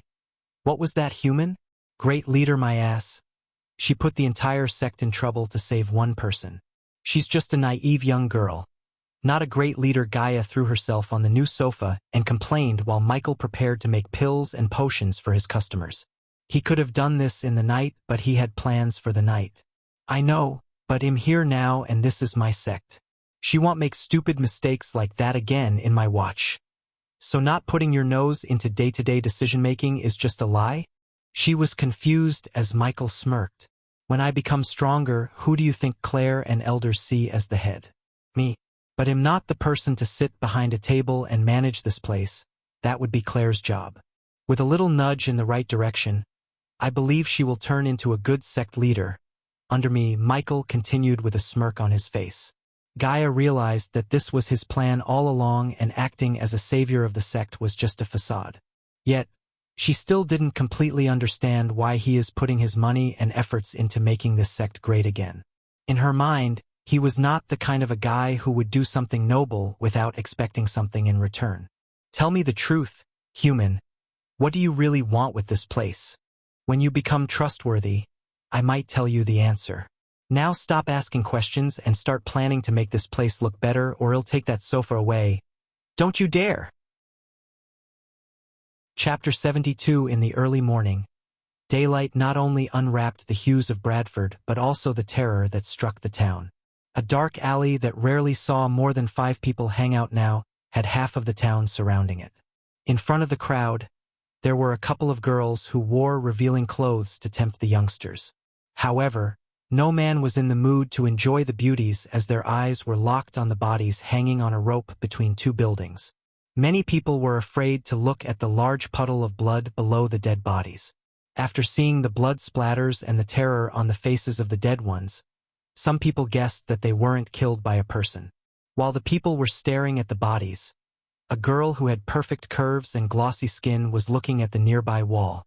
If not for the gory scene in front of them, many men and women would drool and hope to get a glimpse of what's under her purple dress. Sister Sadie, do you think whoever or whatever killed them left behind that? The girl in the purple dress was none other than Sadie Kaplan, the core disciple of the Silver Moon and one of the judges of the last Heaven's Gate competition. Although the girl who asked the question was also a great beauty, she was overshadowed by the beauty of Sadie. If Michael was here, he would have recognized the girl as Nyla Reed, the same girl who almost got herself killed by trying to use a telepathic attack on Michael. Yes, I saw the same symbol on the scene at Sarton. What do you think it means? I don't know, but it's not my job to know. My teacher wanted to find these guys, and technically I did find them. Who? Teacher Hazel? What did she want with them? Nyla pointed her finger at the hanging dead bodies and asked. Apparently these guys were harassing some of Teacher Hazel's clients, and recently they took the harassment to the next level. Initially, they were a group of 20 men, and when they heard the Silver Moon was searching for them, they started to run. Some of them went into hiding in Sarton, and the rest of them came here only to get slaughtered by someone eviler than them. Even Sadie had a hint of fear in her eyes. She had seen many killings, but this felt dark and different. These guys were given no chance to fight or even take out their weapons. Whoever killed them was quick and cruel. All of their manhoods were cut off while they were still alive, yet none of the residents nearby heard a sound. However, Sadie felt no pity for the dead ones. So in Sarton, just like here, all of them were slaughtered and hanged. Whoever killed them left no trace but this one symbol. L. What does it mean? Move away.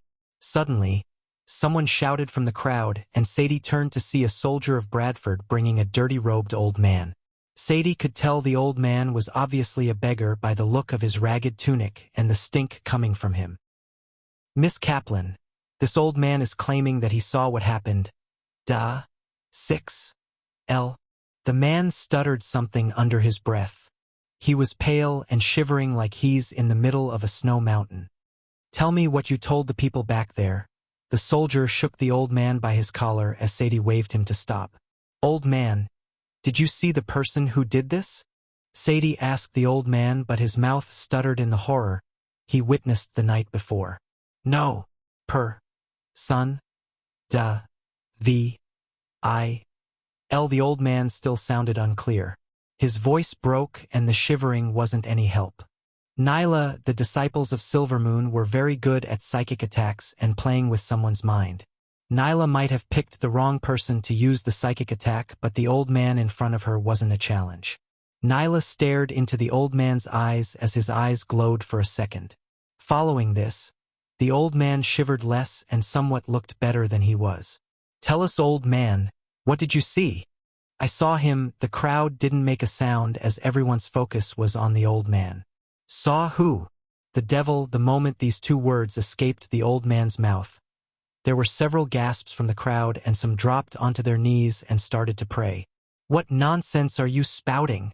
Nyla had enough of this old man's mumbling, but when she was about to slap some sense into the old man, Sadie stopped her. Did you see his face? Yes, the old man nodded, but when he recalled the face he saw, Nyla had to use her powers to calm him again. Red eyes were nothing but black. Hearing the old man's description, the people trembled as he continued. He came with darkness. The whole alley turned dark. I could only see his red eyes. Mere mortals like them didn't stand a chance against him. Mere mortals? All of them were body-strengthening stage cultivators. You old fool, Nyla yelled again, but the old man shook his head. We all are mere mortals in front of the devil. Save us, God. Pray to the Almighty. Save Bradford. Many people went crazy and shouted at the sky, hoping God would save them from the devil.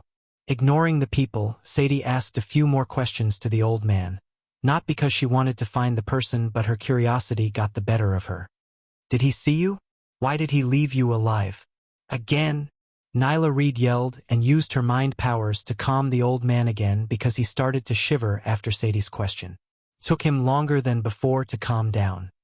He wanted me to announce His presence even after Nyla calmed him down.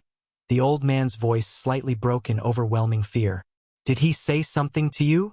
The old man slowly nodded and conveyed the words of the devil to everyone. "He said." The people stopped their shouting and prayers and looked at the old man with eyes full of fear and terror. "He is here to claim the souls of the sinners and..."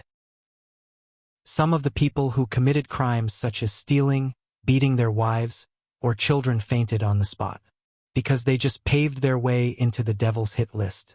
However, the old man was not finished, as he had few more words to tell the people. "Lucifer is watching." L for Lucifer. Sadie turned her gaze towards the wall where the letter L was written on by blood. She felt a cold chill running through her spine, because if he was really the devil who's here to kill the sinners, what could the people in this world do except sent to hell by the devil? She didn't even want to think about it. "Take him to Baron Totonk. My task here is completed." She saw no reason to hang around here at the devil's hunting ground, so she took Nyla and left the scene. Because Nyla couldn't use a flying sword with her level of cultivation, and Sadie was in the mood for horse riding to calm her nerves, both of them bought 2 horses to travel. "Where to, Sister Sadie?" "River Town. I want to buy some iron ore." Following their departure from Bradford, Sadie and Nyla traveled in silence, thinking about the devil the old man talked about. The huge trees on both the side of the mud road supplied them with shadow and a cool breeze to calm their minds. On their way to the river town, they saw no carriages or people. But when the outskirts of the river town was in their eyes, they also saw a trio before them. Sadie's lips curved upwards while Nyla swallowed saliva, because they both recognized the person who was tiding before them. "Is that who I think it is?" Sadie galloped her horse to catch up with them as Nyla followed her behind. Ghost! The one who was traveling before them was none other than Michael. Sadie ignored the blonde guy on the other horse and shouted at Michael. "Miss Kaplan, what a pleasant surprise." She was surprised to see him reach the body refining stage level 7 in such a short amount of time. Other than his cultivation, he looked sexier and hotter than before. Just by looking at that smile of his, she wanted to eat him up. However, unlike Michael, who showed a warm smile, the girl riding behind him had rather a cold look on her face. The girl was immortal, yet she had a noble aura around her that made Sadie feel inferior to her. "What's with the miss? Call me Sadie. I assume you recognize my sister here." Sadie chuckled as Nyla's face turned red in embarrassment. "Hiya." Nyla, "Hi, Ghost." He seemed to have completely forgotten about what happened at the competition. His smile made Nyla feel somewhat less ashamed. "I heard you're a 5-star alchemist, Ghost. Why didn't you say so?" Ignoring the cold look of the girl behind him, Sadie brought her horse as close to him as possible. "What can I say, Sadie? I like to surprise people." "Oh, you really surprised me," Sadie said with a flirty smile. The blonde guy who was traveling with Michael was Jack, and seeing a beauty flirting with Ghost, Jack almost fell off his horse because he was too focused on Sadie and Nyla rather than the road before him. "Hi, Miss Reed. I'm Jack." Chapter 73. It was the system's new feature that made Michael travel to Rivertown accompanying Jack. This new feature's purpose was to help Michael choose the right person to be his subordinate and manage his existing subordinates. Subordinate: Gaia cultivation level, Nun race, Demi-human Naga race. Current skills: Nun status, Merdine's repaired, 10% loyalty towards the host, 50% trait. Warrior. The trait feature would inform him about the person Michael is considering to recruit as his subordinate by letting him know her special trait. For instance, Gaia's trait was warrior.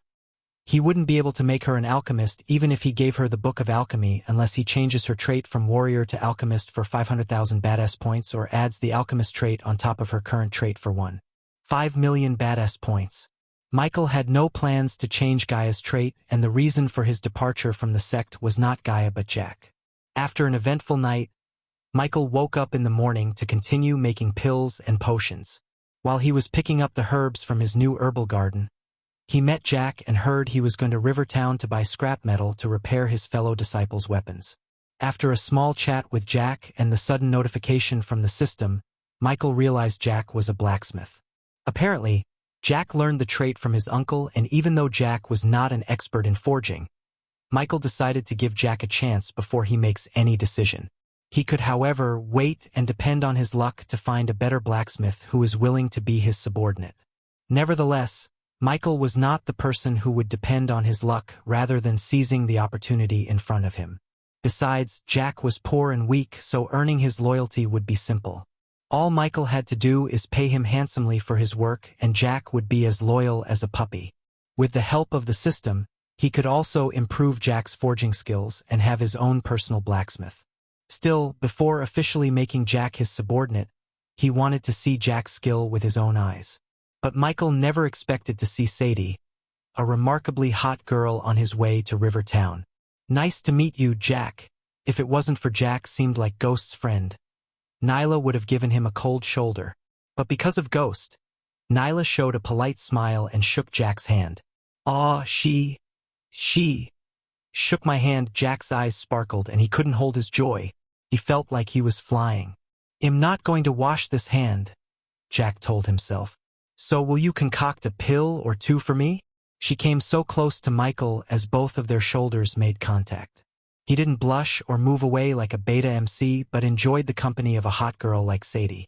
"Of course I will. You have to pay for my services." Of course, Gaia would have strangled him from behind if he had agreed to concoct pills for free.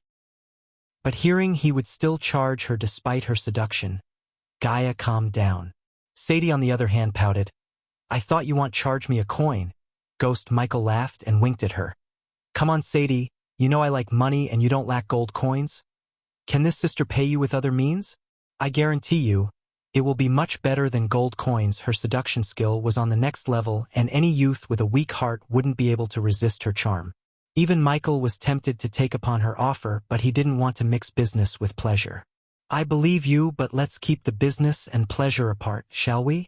"Ah, a man of principles. I like it." She moaned for a second and continued with a seductive smile on her face. With the company of 3 hot girls, Michael had a pleasant journey towards the river town until he saw the soldiers of Baron Totonk and disciples of Morningstar swarming into the city gates. "Huh? What's going on there?" Sadie threw a look of uncertainty, and they rushed towards the town to see what's happening.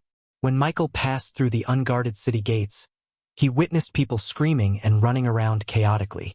Sights of a couple of wrecked buildings entered his eyes. What the hell is going on here?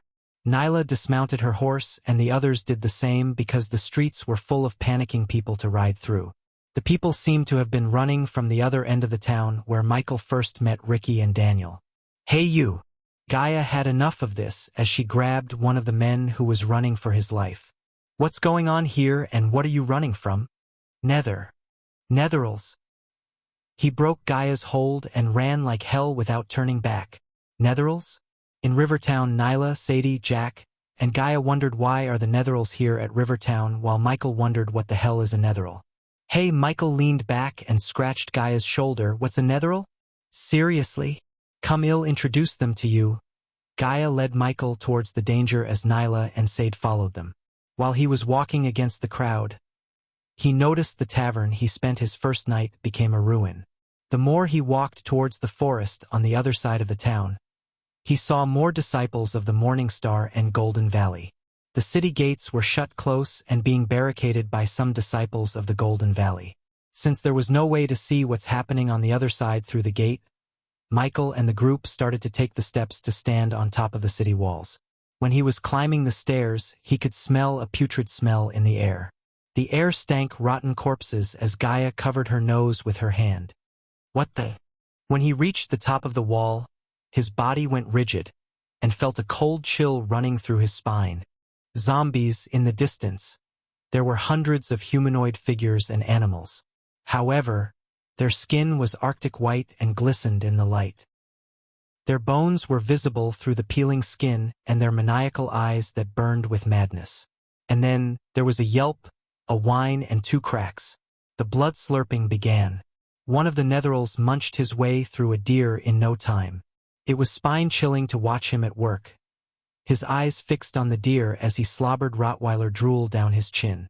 Soon, the nearby zombies joined him to feast on the deer. "Zombies? Is that what you called them where you came from?" Sadie asked Michael. He had never expected to see zombies in this world and suddenly felt like he was transmigrated into a world of Walking Dead. It took him a couple of seconds to take his gaze away from the army of zombies in the distance ready to swarm Rivertown. Where in the hell they came from? Michael didn't fear many things in the world, but in front of an army of zombies, he began to fear. The host does not need to worry much. You won't turn into a zombie if they bite you. Netherals are just corpses reanimated by a dark power. What System just said calmed his nerves as he took a closer look at the zombies. Gaia noticed his serious expression changing as he began to grin. Nether Realm Gaia was interrupted by Sadie. Sadie's interruption infuriated Gaia because it was her place to explain things to Michael. She didn't like being replaced, especially by Sadie. Every 3 years, the layer between our world and the Nether Realm gets weakened. All the great cultivators in our world use this time to open a rift to Nether Realm so the younger generation could enter and gain experience as well as get some treasures from the Nether Realm if they are lucky. During this time, some Netherals would be able to pass through the layer and come to our world, but not this many. It's because someone is using dark magic to summon them. A voice filled with arrogance sounded as they turned back in the direction of the voice to see Victoria walking towards them with her followers. When he met her at the competition, she was a body refining stage level 8 cultivator, but now she was at the body refining stage level 10. Despite her defeat at the competition, she now looked more arrogant and cold. However, her cold expressions changed suddenly when she saw the face of the youth near Sadie. "You!" The words he spoke to humiliate her, and the sight of her scent flying from the stage flashed across her eyes.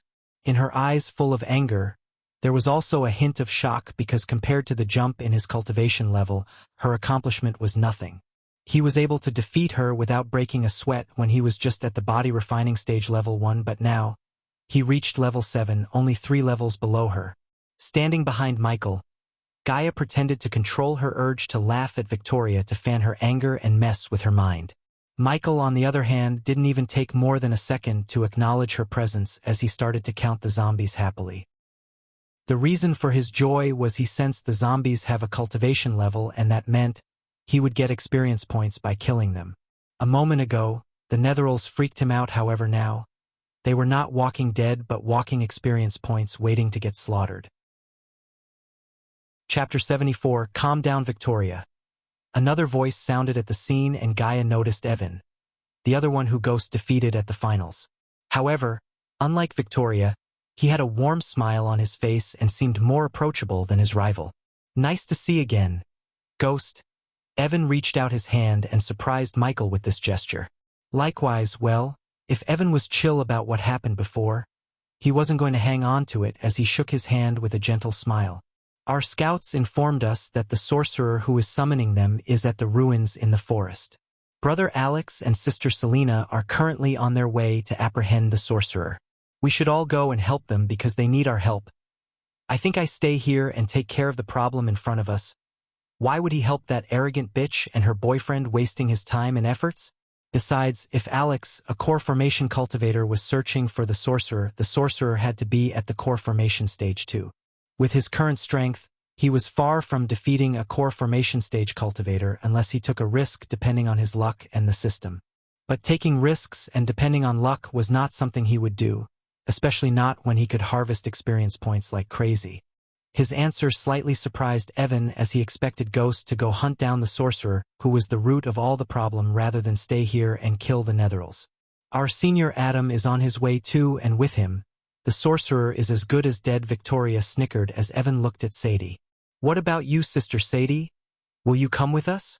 Sadie stared at both Michael and Evan for a moment before letting him know her answer. "Nah, Alex and Selena have all the backup they need. I stay here and keep the Netherals at bay." Most of the Silvermoon disciples practiced and excelled in psychic spells and mind-controlling techniques. These were their main weapons in their arsenal when it comes to battle. Sadie was not an exception to this, and she knew her strengths and weaknesses well. That was why she chose not to go chasing the sorcerer, because the sorcerer who was summoning the Netherals must have stronger Netherals around him. Since Netherals had no consciousness or living brain, none of her mind-controlling techniques would work on them. Therefore, she chose to remain on the top of the wall where it's relatively safe, and when the time comes, she decided to slip away. Everyone from Golden Valley, Stay here and keep the Netherals at bay if they choose to attack the town. If push comes to shove, kill as many Netherals as you can and collect their cores. One of the girls who was standing behind Victoria ordered Golden Valley disciples. Michael hid his irritation from showing on his face as he didn't want to share the kills with anyone else. The more Netherals the disciples kill, the more XP he would lose. My fellow brothers and sisters from Morningstar, your priority is to keep the town safe from the Netherals. Do not go provoke the Netheral army standing outside. We must hold them until our senior Alex and sister Selena apprehend the sorcerer who is summoning them. While the disciples from Golden Valley and Morningstar were taking orders from Victoria and Evan, Michael planned to make the most out of this chaos. Elia, come with me for a sec. Michael took Gaia and stepped away from the prying eyes for a moment. If you want anything, why don't you ask your new friend? That bitch over there? Before even Michael could say anything, Gaia cursed Sadie. This is no time for temper tantrums, you jealous snake, Michael said with a low-pitched voice and knocked her on the head. Ah! Michael covered her mouth before she could cry out loud as she rubbed her head where Michael knocked. Now listen, do you know how to handle a bow? Michael's hand was still covering her mouth, so he could only hear her muffled answer. He took his hand back, ignoring Gaia's scowl. Are you any good? Considering his subordinates' killings also would give him XP, he planned to put the Legolas bow in Gaia's hand and double the killing. Hearing Michael's question, she didn't answer him but took 2 little stones from the ground. Under his gaze, she threw one stone high into the air, and while the stone was in mid-air, she hit the stone with the second stone with deadly accuracy. Even Michael couldn't stop his brows from arching up in surprise. Despite the height and the wind's strength, she was able to hit the stone with another stone with perfect precision. As the Earth's best assassin, he knew how difficult the feat was and acknowledged her talent. Initially, he was just hoping for her to kill some Netherals with the bow, but now he realized he has a female Legolas with him. He didn't worry about her cultivation level because she could stay on the wall and hit the Netherals in their head to kill them without stepping on the battlefield. Is that answered your question? If it didn't, put a fruit upon your head and stand there. She said like she really wants him to do that, but he sighed and retrieved the bow from his storage. The rather ordinary-looking bow may have gone unnoticed in others' eyes, but the moment she saw the bow, she recognized its capability and value. Does the host wish to give the bow to subordinate Gaia? Yes, the bow came with the quiver but not with arrows. The system already prompted him to buy 100 arrows for 1,000 badass points. Except Michael decided not to spend 1,000 badass points for something that he could by using gold coins. Not bad for an uncommon bow. Where did you get it? She examined the bow and said, every weapon and spell in this world was categorized into 5 types: common, uncommon, rare, epic, and legendary. The Legolas bow was actually a rare weapon, but Michael purposefully made it release an energy signature of an uncommon weapon as he didn't want to attract many eyes towards the bow. In a ruin, you didn't find any arrows with it? I saw a blacksmith store on the way. He was packing his bags, so we can probably buy what we need for a cheap price. Yeah, he would be grateful to unload anything before running away from this place. Jack was busy using Ghosts Association to try his luck with every beautiful girl he saw. When he heard Michael's voice, he immediately stopped flirting and came running to him. Sadie, Evan, Victoria, and everyone wondered what was Ghost planning, but Evan and Victoria were busy organizing the team to go into the forest as a backup to Alex, Selena, and Adam. Brother Ghost, I need you to go to that blacksmith we saw on the way and buy something for me. Michael retrieved a pouch of coins and threw it at Jack. By all the iron-headed arrows with red eagle feathers, Gaia knew her arrows, and in this case, the iron-headed arrows were more effective on the Netherals than the normal arrows. All of them? Yeah, all of them, you little shit. She slapped him on the back of his head and said, and buy 2 of the best swords he got, after Jack ran away to buy everything they needed. Mitchie gave the Mark III grappling hook to Gaia and joined back with Sadie. Isn't it dangerous for her to fight the Netherals? Gaia wanted to give Sadie an answer in her way, but Michael's stern look stopped her from opening her mouth. You have no idea what she's capable of. Gaia's face was full of haughtiness and appreciated Ghost's vote of confidence. With the Mark III grappling hook, she could reach the trees outside the city walls and rain arrows of death on the Netherals from a higher vantage point. System, I wish to learn the dual wielding of swords. He finally used the card he got from the gift box he got after killing the assassins. As usual, an acute pain appeared in his brain, and after a few moments when the pain disappeared, he achieved 70% mastery in swordsmanship. He could further increase the power of his sword skills by learning spells and techniques associated with swords, but his current state was enough to slaughter these mindless netherals. Why aren't they attacking? Evan wondered and spoke what's in everyone's mind. Michael also noticed this. The netherals were standing and munching on some poor animals of the forest, but they didn't move forward towards the river town. It doesn't matter why. What matters is stopping the sorcerer, Victoria said, and prepared to leave the place to join Adam while Jack returned carrying 2 bags. Brother Ghost, Sister Elia, Jack handed over one bag to Michael and the other to Gaia.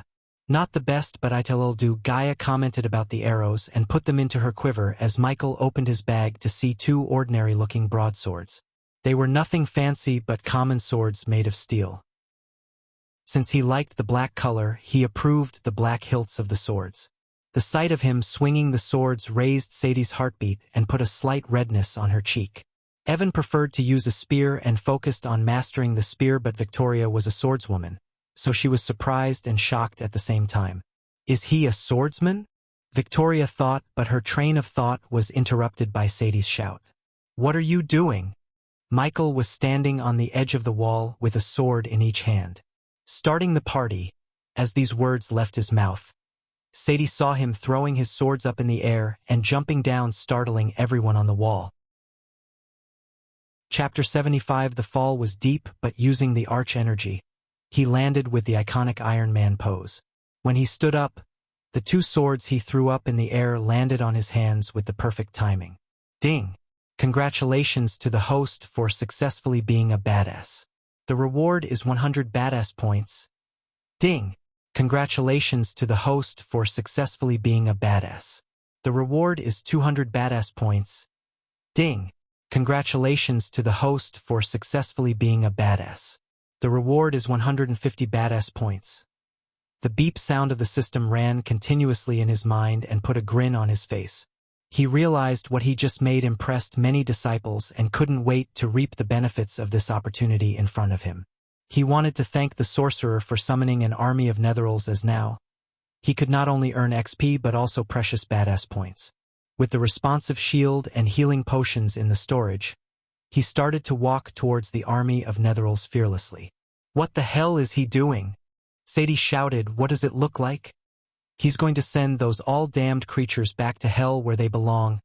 Even though his intention was obvious at this point, Gaia's answer still startled many. Humph!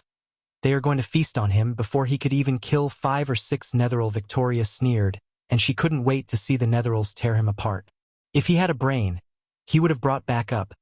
Real backup rather than a mortal. With a bow, Jack felt a cold chill running through his spine because he knew how nasty Elia could be when someone pisses her off. When he saw her lowering the bow, he swallowed a mouth full of saliva, looking at the disciples of Golden Valley behind Victoria. You dumb bitch! While you were planning to go as a backup and suck up your senior, he just made you all his backup. You just don't realize that. Gaia didn't hold back her voice and yelled at her in front of all the disciples. You! Victoria's face turned red like a ripped tomato in anger, and what made her even furious was the mortal girl was right. If Michael's attack on the netherals made them rush towards the city walls, they had to protect the town with all their strength because they were righteous sects and couldn't let netherals cross the river town into the kingdom. What you? Are you going to bully a mortal girl like me? If you bitch dare touch a hair on my head, my friend there would beat the living shit out of you. He won't go easy on you because you're a bitch. Gaia had 3 reasons to speak so boldly without getting her ass kicked. 1. She really believed Ghost would come in time to save her from Victoria. 2nd, even if he didn't, she had a weapon that could fire an arrow before Victoria could cast a spell. Victoria was still at the body refining stage, and that meant her body was not completely strengthened yet. If Gaia were to fire an arrow through Victoria's heart or any vital organs in her body, she would still die, no matter whether Gaia was a mortal or not. The final reason for her boldness was Sadie. Gaia didn't like Sadie a bit, but she knew Sadie would cover for her to stay on Ghost's good side. How dare she talk to our sister like that? The audacity! Insolence! Look over there. While the Gaia shocked everyone on the wall, someone shouted as they turned their gaze towards Michael and the Netherals. Sensing the upcoming threat, a few Netherals started to move towards Michael. Ignitia, when they came into the range of Ignitia, Michael sent several bolts of lightning towards the Netherals and killed them on the spot. Ding! Congrats to the host for killing a body refining stage level 4 Netheral. The reward is 7,000 experience points as well as 100 badass points. Ding! Congrats to the host for killing a body strengthening stage level 6 Netheral. The reward is 7,000 experience points. Ding! Congrats to the host for killing a body strengthening stage level 7 Netheral. The reward is 7,000 experience points as well as 100 badass points. Ding! Congrats to the host for killing a body strengthening stage level 8 Netheral. The reward is 7,000 experience points as well as 200 badass points. Although he killed Netherals at various cultivation levels, he got the same XP for every Netheral. He wanted to enter the system and asked it about this, but the system answered him before he could open up the system interface. Netherals are mindless creatures that don't use any strategies or tactics. Therefore, they can't be compared to living cultivators. Hence, the host won't get the usual amount of experience points. But, be grateful, host. You're at least getting some experience points and badass points. After getting upgraded, the system became more egotistic. He was not in the place or mood to debate an unwinnable argument with the system as he continued to slaughter the Netherals. Lightning Dash, considering the disciples would soon join the fight and he wouldn't get as much XP as he thought, he decided to kill as many Netherals as he could and as fast as he could. Whoosh! Whoosh! Whoosh! Just as he was slashing the heads of the Netherals, a bunch of arrows brushed past him, piercing through the Netherals' heads. The arrows went straight through right between their eyes. He never used to have someone watching his back in the field, as even Pink never actually came into the field but remained somewhere else and provided him information through the earbud. He felt like he could get used to this unfamiliar feeling of having someone watching his back. The two of them wreaked havoc among the Netheral army and finally pissed off the entire army to rush towards the city walls. Golden Valley attack. Brothers and sisters, show them what you got. Following the battle cries of Victoria and Evan, all the disciples who had the guts to face the Netherals jumped out of the wall and rushed towards the approaching army of Netherals. Many may have on the battlefield, but everyone's eyes were fixed on only three: Evan, Victoria, and Ghost. It was a rare sight to see the superstars of the younger generation fighting together against a common enemy. Michael made sure most of their focus is on him by drawing their attention using bolts of lightning and his fancy dual-wielding sword skill. Where did he learn to fight like that? Without Michael's knowledge, he astounded and drew Victoria's attention towards him. She was studying under one of the best swordmasters in the kingdom, but she still was not at the point of using two swords simultaneously. One needed absolute concentration and talent to reach Ghost's level, and Victoria became shocked at his level of mastery in swordsmanship. On the wall, Gaia was raining arrows on the Netherals with deadly precision, and every arrow fired from her bow put down a Netheral or two. Nyla and a few other disciples of Silvermoon stared at Gaia like they were going to eat her. Even Sadie felt fascinated by this mortal girl, but her eyes were glued to Michael. Every time he cleaved Netheral heads, her heart would pound against her chest and experience tingling sensations in her body. If he wasn't fighting the stinking Netherals, she would have surrendered to her feelings and joined him for some action. More and more Netherals appeared from the forest to make everyone worse. However, only Michael felt excited to see more and more Netherals. In front of the huge number of Netherals like this, even Victoria and Evan struggled to keep them from getting injured by the Netherals. It was difficult, especially for Victoria, because her concentration was being messed up by Michael's cool sword skills. Jealousy and shock prevented her from fighting with her best. Victoria, fighting on the other side. Evan noticed Victoria's struggle, but before he could do anything, one of the Netherals punched her on the chest. Cough. Although her armor absorbed most of the force and saved her organs inside, she still pushed away several steps backward and spurted out blood. One less annoying bitch in this world. Compared to Evan, Michael was closer to Victoria and saw everything that happened just now and had a chuckle over it. Get away from her! Just when the Netherals were about to take a chunk of Victoria, the huge white tiger appeared behind Evan. The white tiger made of Evan's arch energy crushed every single netheril on its way to Victoria and blasted away the netherils that surrounded her. What the fuck is he doing? Michael was annoyed by this saving the damsel in distress act of Evan. They were supposed to hate each other, but Michael realized the haters may have just turned into lovers. Love is the only thing that can turn an enemy into a friend. Michael gritted his teeth and recalled the saying back on Earth. He then settled his frustration on the netherils in front of him by cutting them in halves. Fuck you, love. You're tuning in to the Legend of the Vagabond YouTube channel. Don't forget to subscribe and join us on this journey to catch the most captivating stories.